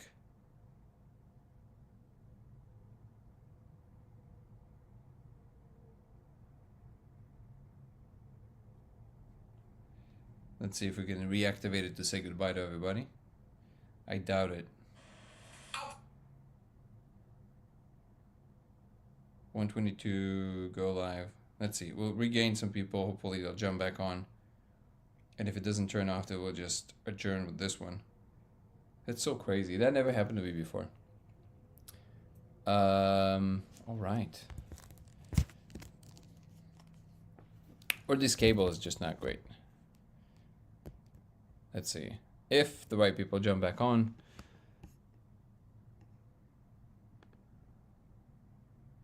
The government had to force them to not continue being racist. Free music. What kind of thing are we tuned out of? What's up, guys? Waiting to see if we can jump back on. Sivan. Yeah, Kirsten is in the house. Let's see if we can get. That was weird. What was weird? What? Oh, my phone just died. Apparently the battery was completely out, and then it took it a second to like charge. Yeah. Did we lose? What was it, Lisa? I think she'll probably be back on. Yeah. So in any case, I'm gonna have to adjourn in a moment. So that maybe it was also a good moment to do that. But let's see if she comes back. I'll just finish this story, and then we can call it a day. In the meanwhile, we have a whole thread going on YouTube about this. So let's see. No, I don't have a battery draining issue. The battery is actually pretty amazing on this phone. I think it was just like basically I didn't charge it on time, but it was charging through a battery and then it just kind of disappeared. Can YouTube hear us talking as well? Yeah, because they can just hear whatever's happening. Yeah, they can just hear whatever's happening. Okay, well, she doesn't seem to be coming back, but I'm sure she will eventually, and then we can... Yeah, for sure. My battery will die in 15 minutes. Yeah. Well, thanks, Danny. This has been an amazing conversation, and really, thank you. Yeah, I appreciate you coming on. Let's see. Let's see if there's anything here that we can touch on right before we go with the lens. Would I be able to see the core with a laser pointer using a water droplet? I'm not sure. Maybe. You should try it. Tell me how it went. Usually laser pointers don't work, but maybe the diffraction of water... the refraction of water might actually work. Thank you, the business. I appreciate you, brother. Love the little gifts. Yeah, so I was just talking, kind of finishing the story, but it feels weird to talk about this without her because I wanted to make a point. And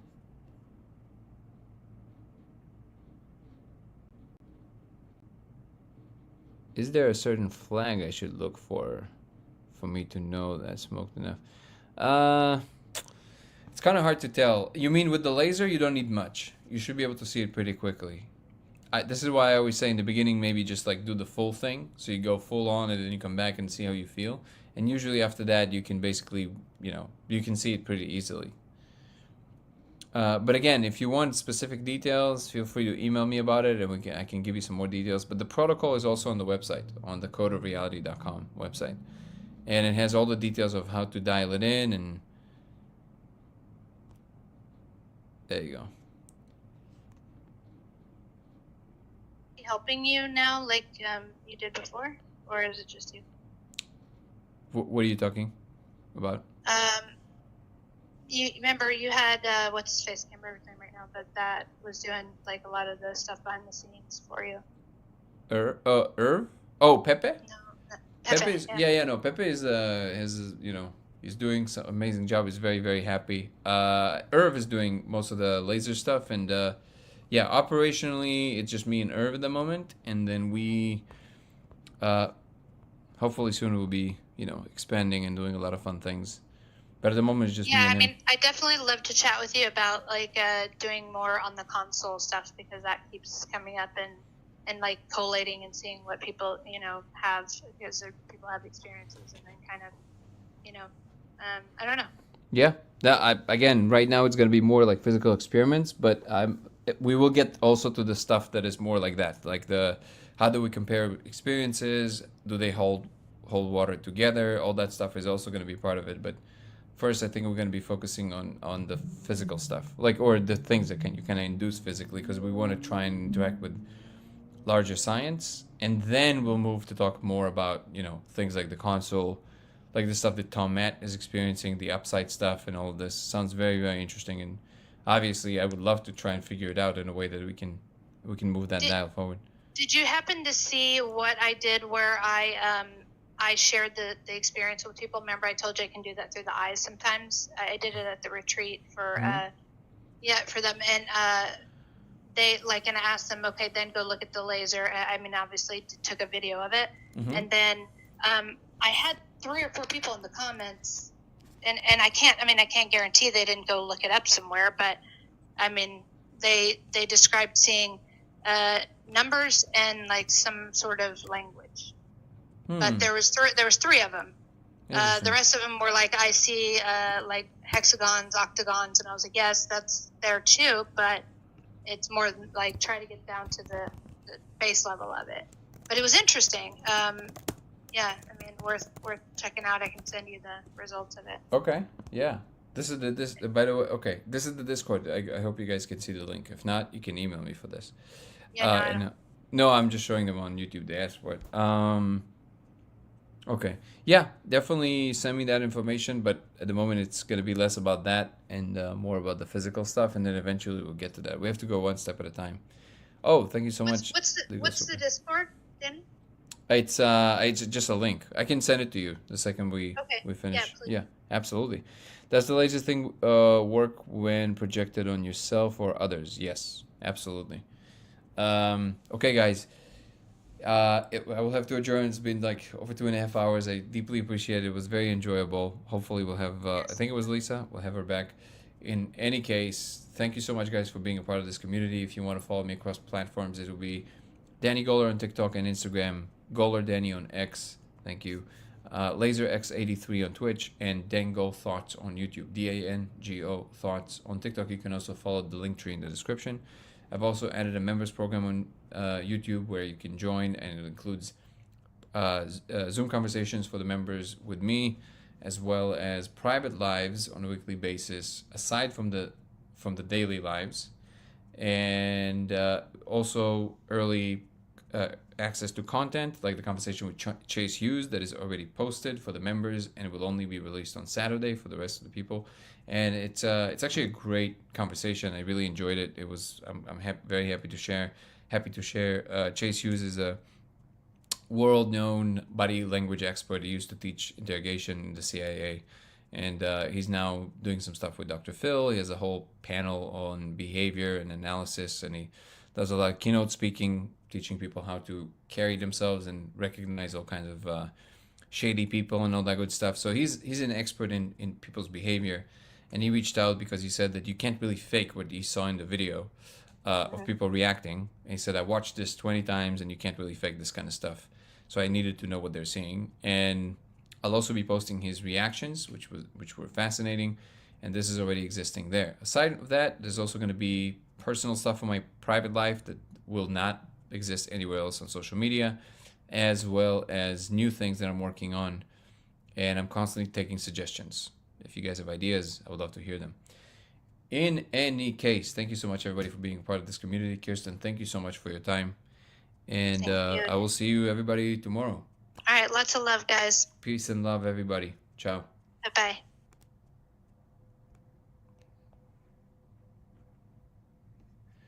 See you guys. Was the frogman Pepe? No. Pepe the frog, that's funny. See you guys.